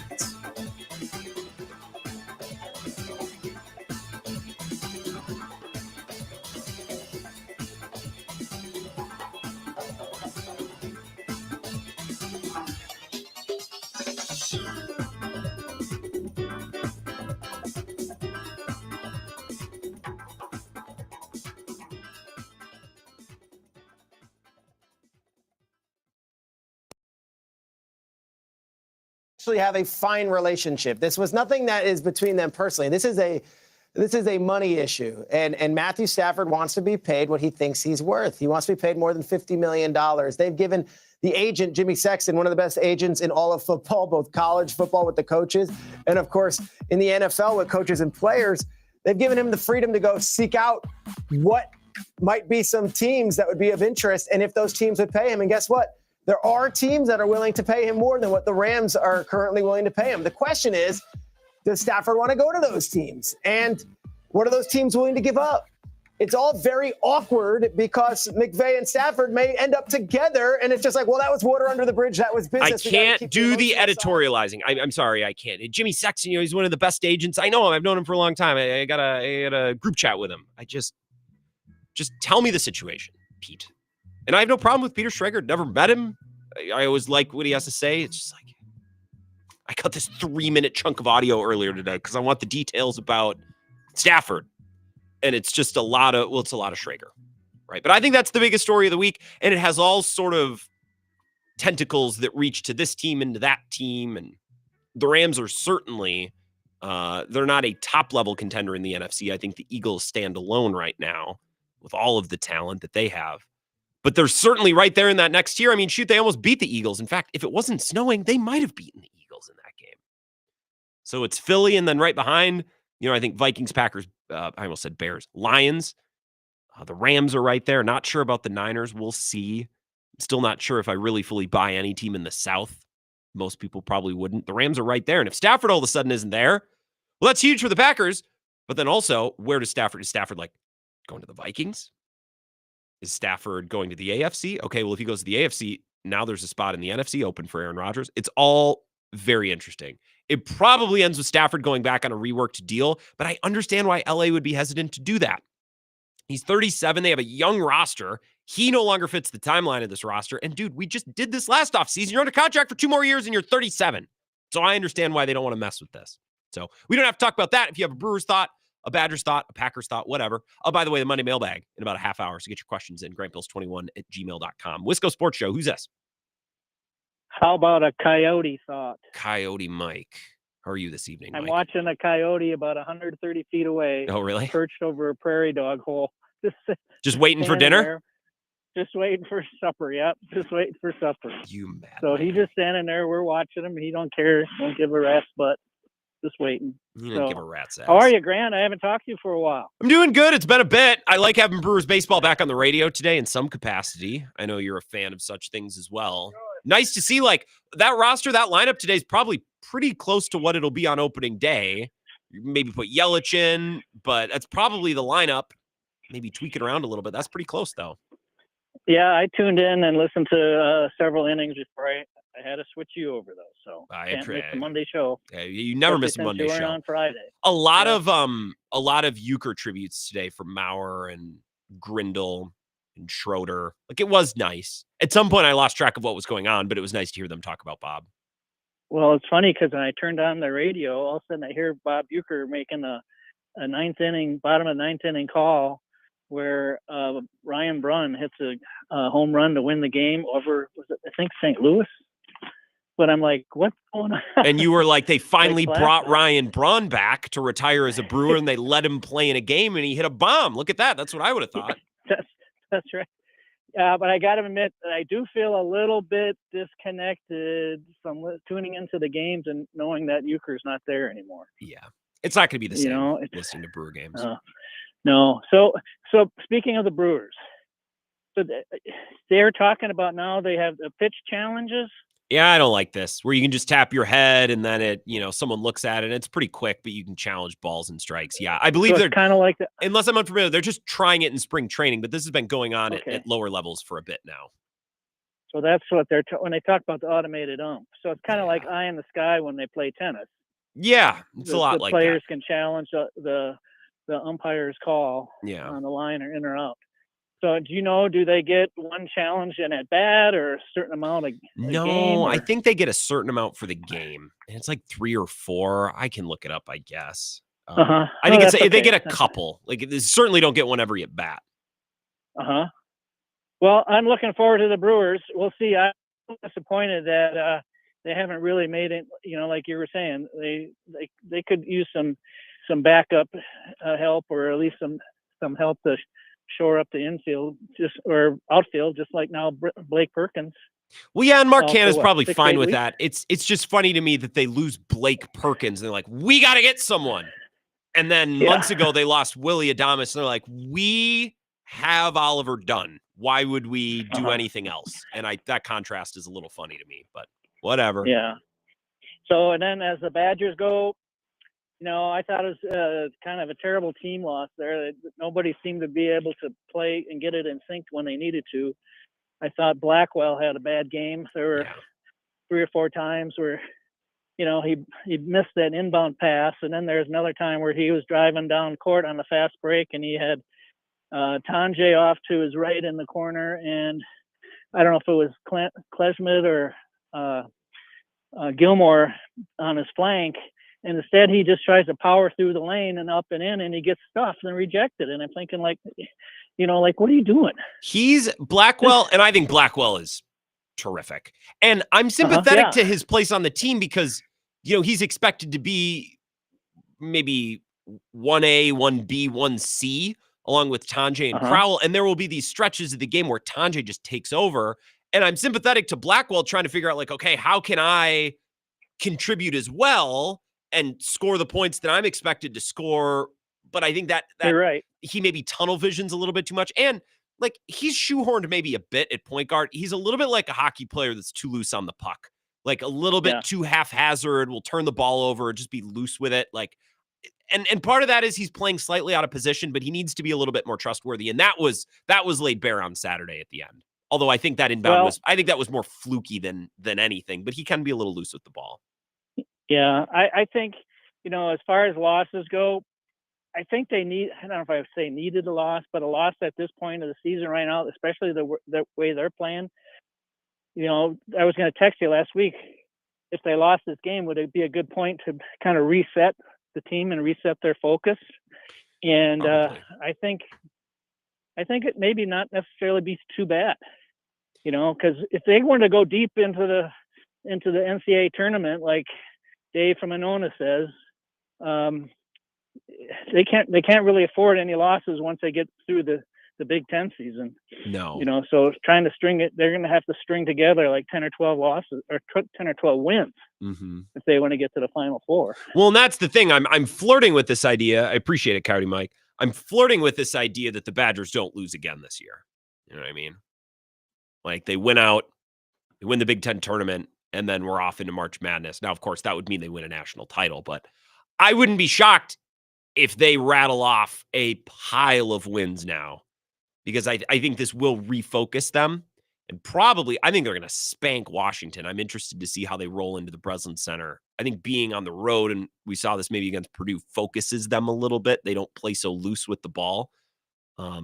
It's just a bummer that this loss had to happen. It's unfortunate that they had to sacrifice that game on their conference schedule to maybe get a refocused team, because they were right there in the race for the Big Ten conference title. And that one really, really hurts. On the ABS, each team will start the game with 2 challenges apiece. The batter, pitcher, or catcher can challenge an umpire's call. No one else, not even the manager. Challenges must be made immediately after the ump's call without assistance from the dugout. The player taps his helmet to alert the umpire as his challenge the call. The Hawkeye view is shown to those in attendance via the board and to home viewers via the broadcast. In minor league experimentation, a challenge added about 17 seconds of game time on average. Are successful challenges retained? Yes. A team only loses its challenge if the umpire's call is confirmed. Because challenges can be lost, it's incumbent upon the player to be judicious asking for a challenge. So in that sense, the ABS challenge system adds strategy to the sport. No extras in extra innings.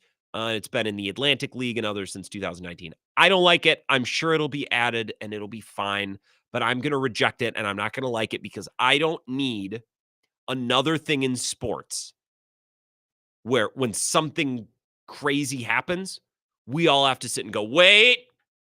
Like, I hate that. And it's a thing in the NFL now where anytime a touchdown is scored, the announcer can't really give it full nuts because, well, now let's check it in replay. Some crazy toe-tapping catch or some diving touchdown.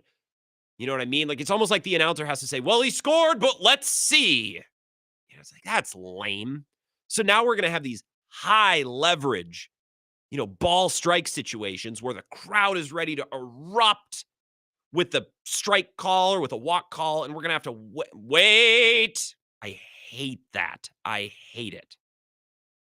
It'll probably be a net positive for the sport, but I will fight against it and complain about it until it's forced upon us, and then I'll have to accept it, and then I'll be fine with it and probably never bring it up again. Let's take a couple-minute break. Again, the Monday Mailbag, only 15 minutes away. GrantBills21@gmail.com. And GWP Dad texts in and says, you don't have a work email? LOL. Yeah, but of course I have like 3 work emails, but they're not getting used for this.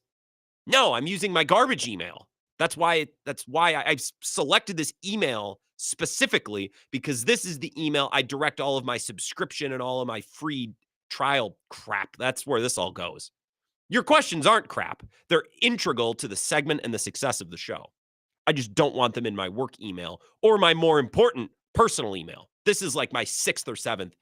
I have a couple of work emails. Then next I have multiple Gmails. This is the least important of those. And then after that, below that, I have Yahoo, which is where I send the absolute scum of the internet world. And I know what you're thinking. Not that scum. I'm not putting an email into one of those websites, but all the other crap. 5 minutes. We'll be back. It's the Wisco Sports Show. This is the Wisco Sports Show with Grant Bills on the Wisconsin Sports Zone Radio Network.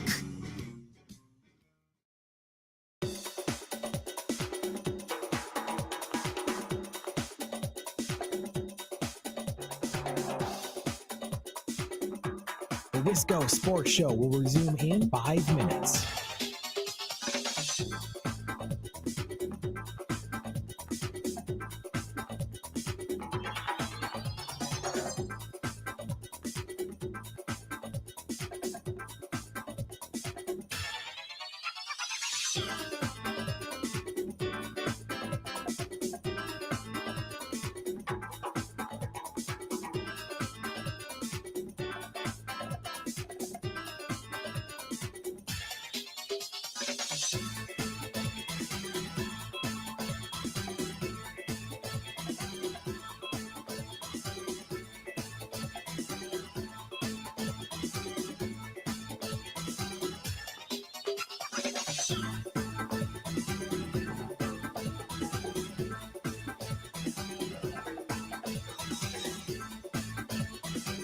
The Wisco Sports Show will resume in 4 minutes.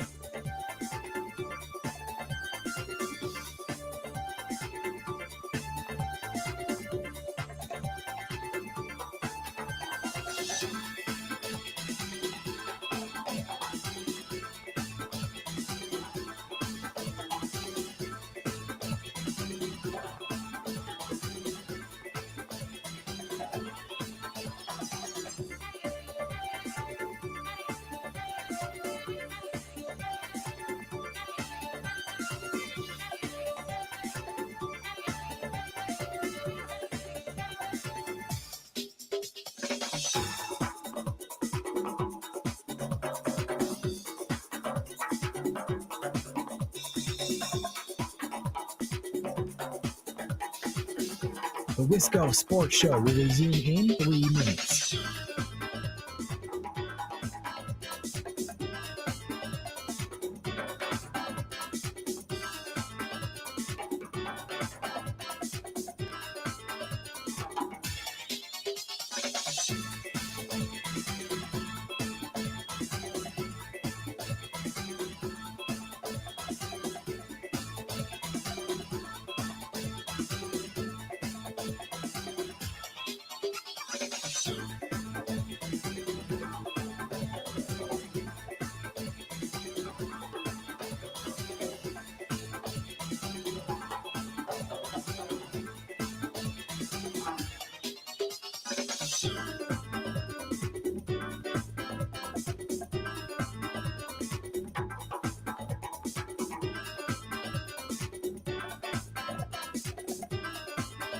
The Wisco Sports Show will resume in 2 minutes.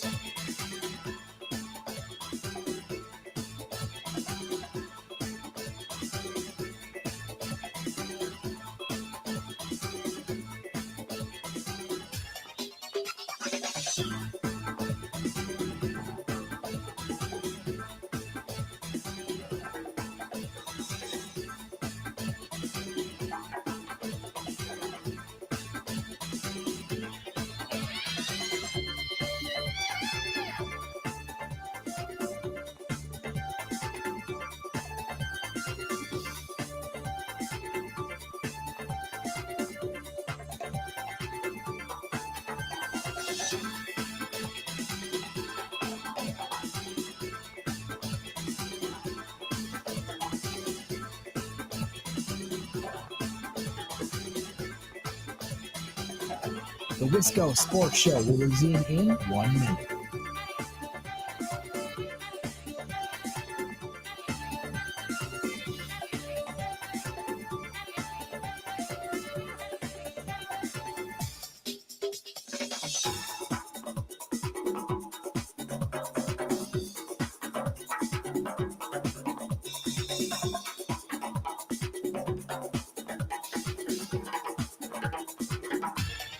The Wisco Sports Show will resume in 30 seconds.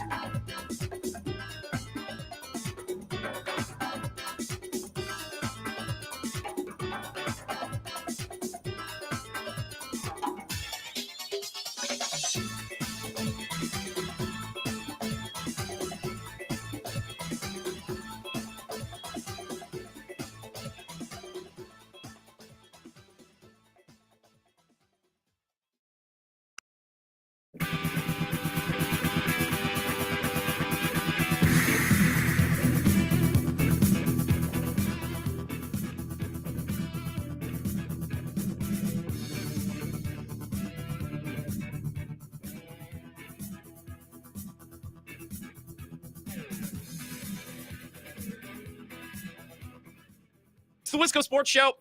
Sorry, I'm a minute late here. Zach Heilprin's in studio. Zach Heilprin, everybody. He's not joining me. I did invite him, and he said no. But he was in. He's getting some stuff ready because he's going to be in for Ebo tomorrow, and I believe the rest of the week. So if you're a Badgers fan and you're like, Grant, you've done an acceptable job talking Badgers basketball, but I would like a professional's opinion. Well, tomorrow morning at 6, Zach will be in. And I'll join him at some point, but I think Jesse's going to be on with him tomorrow and some other Badger people too. But Ebo is in Costa Rica, so Zach will be doing the morning show starting tomorrow. And I love Zach. Really good analysis. So I know that I'm going to come in around 9, and he's going to get all over me for this, that, and the other thing. But that's just part of my working relationship and my friendship with Zach, which is complicated, but that's why it's fun. 608-321-1670, a couple of texts, including a picture of a coyote from Coyote Mike. You weren't lying 100 or so feet. You are very close to that thing. Jared in DeForest says, Brewers note, while I'm not too happy the Brewers didn't update the roster as much as I thought they should have, I still have to point out the funny comments I read. The Brewers lost their second spring training game. Comments were full of, see, this team is not deep, and this team will suck. Ha ha.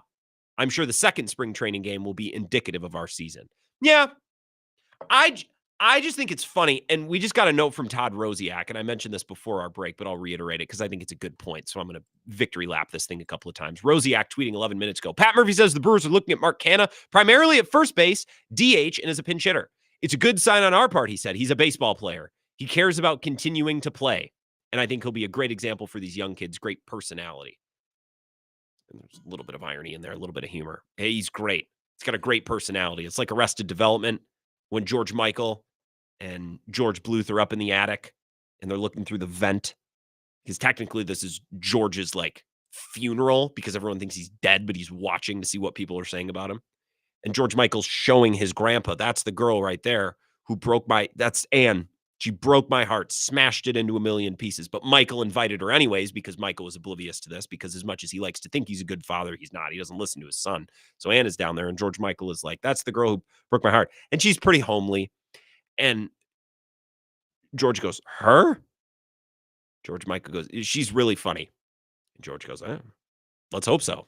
As if to say, yeah, her personality better be great. So I just think it's funny that Pat Murphy's like, I'm glad that Mark Canha's here. He's got a great personality. I also think, like, they lose Blake Perkins to a shin injury.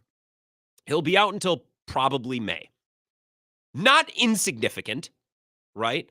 But it's not Contreras. It's not Yelich. It's not Churio. It's not Peralta. It's not McGill or whoever the hell's going to be closing, right? The Brewers, when this happens, go, we got to get busy. So they bring in Margot and they bring in Mark Canha, which I like. But why couldn't they have taken that approach when they lose their 35 home run, 112 RBI shortstop who played 161 games? They're like, holes? What holes? What holes do you want us to fill? We're great. Oh, sure. Okay. It's just sticking. I have a hard time shaking that. And I think the Brewers are going to have a good year, but that worries me. And it bothers me, most importantly. 608-321-1670. Wisco Sports Show. Who's this? Ridge Runner Mark, how are you doing, sir? I'm doing great, Ridge Runner. How are you? Not too shabby. Brewer question, Mm. and I feel like I'm, I feel like I'm a quote unquote bad Brewer fan because I don't know this. Jackson Churio, what is his preferred outfield location? Is he a center fielder or is he more of a left/right fielder? I think he can play wherever. I think he's good enough to be a center fielder.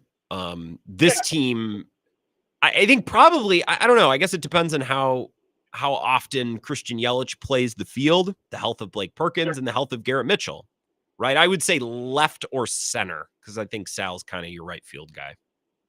Yeah, because Perkins was mostly the center field guy. Mm-hmm. And if you want to just quote unquote chuck him in the deep end, just put him at center field and let everything else kind of move around that and just use him as a linchpin and just see how he does. Could. I mean, that seems like that would be that would speak to, well, we don't need to fill holes because this is what we're going to do. And we trust the people that are in the locker room, which, nobody likes to hear that, but that's their process. That's what they're going to do. We can complain about all we want, that we want more. But I do. Kind of I don't think I'm asking for that much more. I'm not asking for Juan Soto, but could I get Yon Moncada for $6 million for 1 year? Like that's pretty reasonable ask.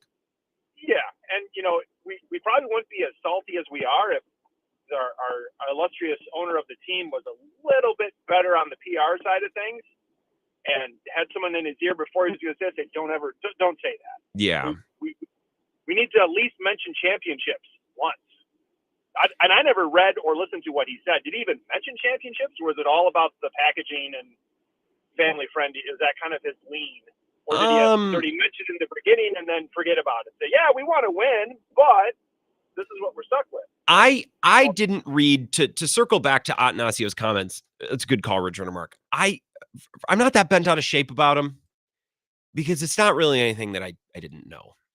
You know what I mean? So there's two things to address in his batch of comments. It was am I supposed to win a World Series or am I supposed to, a summer of passion? I think those two goals are intertwined. So the comment, I don't really care about the comment because I think what he meant by summer of passion is have a good team every year. And they've decided that having a good team every year is the best way to try to win a World Series.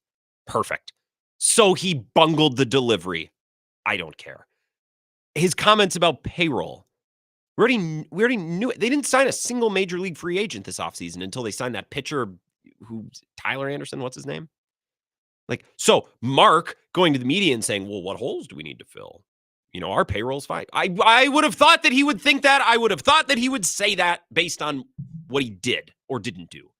So his comments didn't really bend me out of shape that much. I'll play a comment from J.R. Radcliffe, who was on Bill's show earlier today, and I snipped this because I thought it was a good point. This was his reaction, or part of his reaction. He was on in hour number 3, so you go find it in Bill's pod. He was on at 12:30.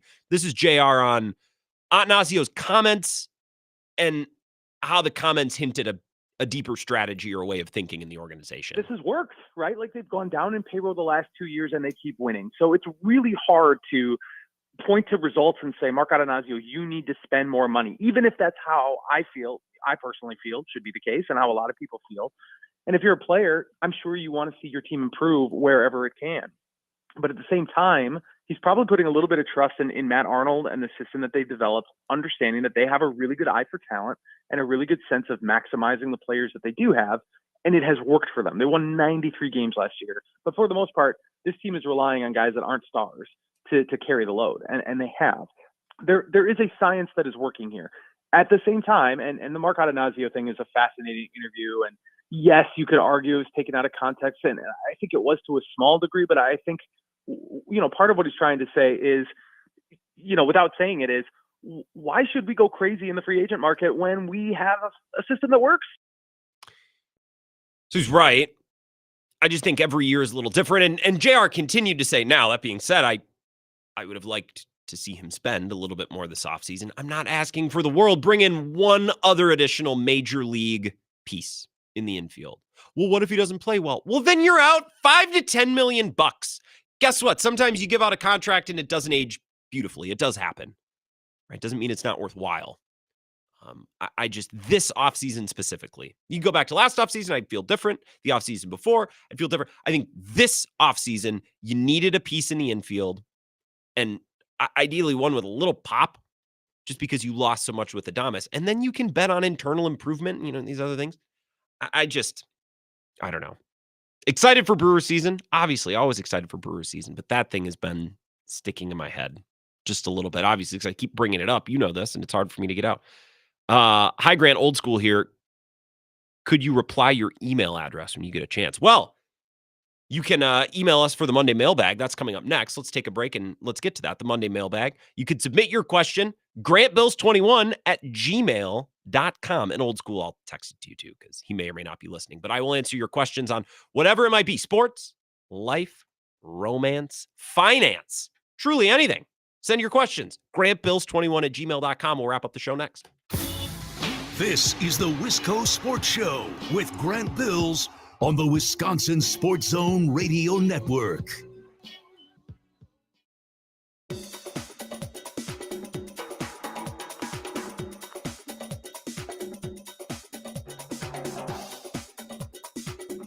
The Wisco Sports Show will resume in 3 minutes.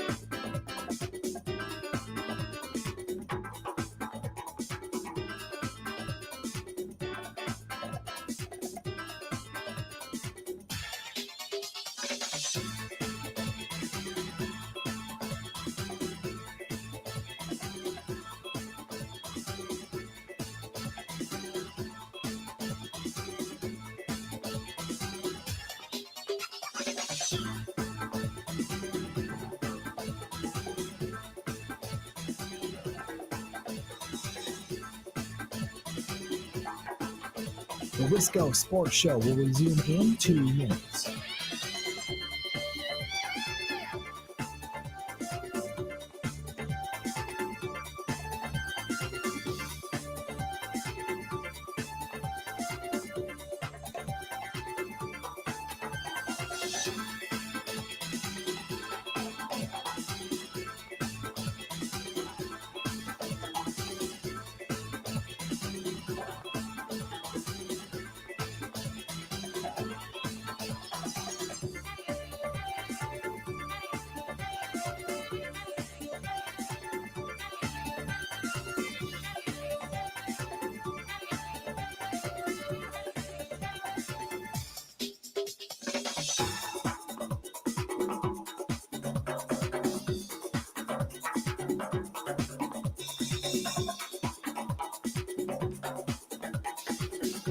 The Wisco Sports Show will resume in 1 minute.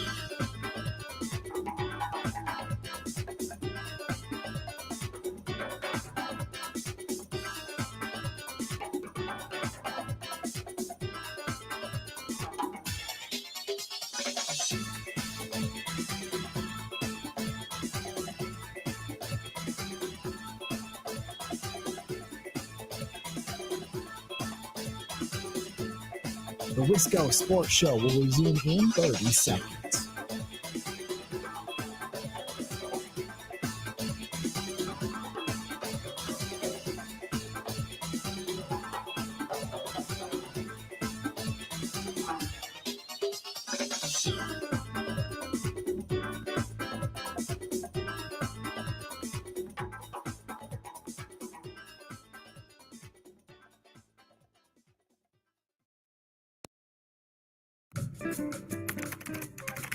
Because the mail never stops. Charles, we'll be writing to you. She's got mail. That's the name of the movie. That's it, honey. There's never a let-up. It's relentless. Every day it piles up more and more and more. You got to get it up, and the more you get up, the more it keeps coming in. The Monday Mailbag. It's a great way to interact with all of you on topics outside of sports, if that's what's interesting to you. I see a couple comments in our inbox here. GrantBills21@gmail.com. Some are sports related, some not. And you still have time, by the way. We got 7 whole minutes left in the show. That's a long time. Trust me, because I get to leave after the show. And I feel right now all of those 7 minutes. That's a long time. Plenty of time for you to send in your questions. This one's from Clumhead Mike. Says, is it true that the Brewers asked you to not attend spring training this year? All the fans and players asking for autographs and photos, too distracting. That is funny. Clumhead Mike. No. And I'm glad that I'm not going to spring training this year because it's just too much. It's too much. I had to go to Green Bay this last weekend. That's going to recover from that for like a week. I got to go to Mexico. By the way, I do have some time off between March and April, so prepare for that. I got a wedding in Mexico. Got an international trip. I know Mexico's international, but another international trip in April. We can talk more about that when it rolls around. I don't have time to go to spring training this year. So it sucks, but I'm glad that my instinct was correct when I decided that back in December. Teacher Tom says, I thought of you while reading the Milwaukee Journal Sentinel. Friends of the Fitz is collecting donations for a historical marker for the Edmund Fitzgerald. Now, this is interesting. The cost for the marker is around $7,000, and the Douglas County Historical Society is serving as the fiscal sponsor. $7,000? I feel like that's not that much. Not a question. Thank you for the email, though, Todd. Tyler in Mass says, according to Diana Rossini a few hours ago, the Green Bay Packers were the team that submitted a proposal to the NFL's competition committee to ban the tush push per sources. What are your thoughts on keeping or banning the tush push? Thank you, Tyler. I thought we were going to get rid of this 2 years ago. The first year the Eagles were doing it, it was a foregone conclusion with everyone that this wasn't going to last, because how could they let it last? This sucks to watch. It's boring. It's a rugby play. But it persists. I know a lot of Eagles people are like, oh, the Packers can't stop it, so to try to ban it. It has nothing to do with stopping it. It's an awful product. And I know what Eagles fans could say. It's football in the purest sense. It's man on man. If you don't like it, then stop it. Yeah, but no. The read option. If you don't like that, stop it. And defenses did. This is stupid, and it doesn't look good on TV, and it's boring. Boring is why the NFL moved back the extra point, is they were sick of a foregone conclusion, a single point. So, no, ban the thing. And I'm glad that Mark Murphy put that forward. Stock up further. I mean, I didn't think he could go any higher in my mind. Look at him now. He's trying to get his name on the wall of honor. He's trying to get retire. I mean, you can't retire an executive's number, but put his name up in the bowl. What a king. I love it. Josh. So if you haven't noticed, I like to see how the sausage is made. And I have questions about the ins and outs of doing a radio show. Here's another one. Living and listening to K-Fan in the cities, they do a ton of montages within their shows and intros. Have you ever used a Paul Allen montage of Sam Darnold getting sacked? I did make one for Bill's show, by the way, so yes. Is there a reason that Bill or Ebo or you don't use montages? Josh and Menominee. So love a good montage. You mentioned K-Fan. I don't know this for sure. I would imagine that K-Fan shows have multiple producers working on each one. So typically, like in the biggest of big-time radio shows, You get 2 chairs and then a third chair who's a producer but also chimes in, and then another producer behind the glass who's doing audio and other things, and then maybe another producer in there answering the phones. Biggest of big time. There's no one else in here. There's no one to make a montage. Well, Grant, why don't you do it? Okay, sure. Then I'm not doing anything else. Like, you know what I mean? I'm not going to act like this is the hardest job in the world, and I only have a certain number of hours in the day to line things up for the show. And if I make a montage, which I've done, then that's what I've prepared, and I have nothing else lined up. So, on balance, it's just a give and a take thing, Josh. That's why. If I had a team of producers, I'd put them to work. They'd be slaving away on a montage every day. Also, I'm not a big fan of, like, 670 The Score does this sometimes, and I like their shows well enough. I like them a lot less now that Parkins isn't there because I think he kind of made the thing go. It's not a commentary on The Score, very successful station. But sometimes they'll do like 2 or 3 minutes, what feels like 2 or 3 minutes. It's probably closer to like 90 seconds to 2 minutes of a montage going in.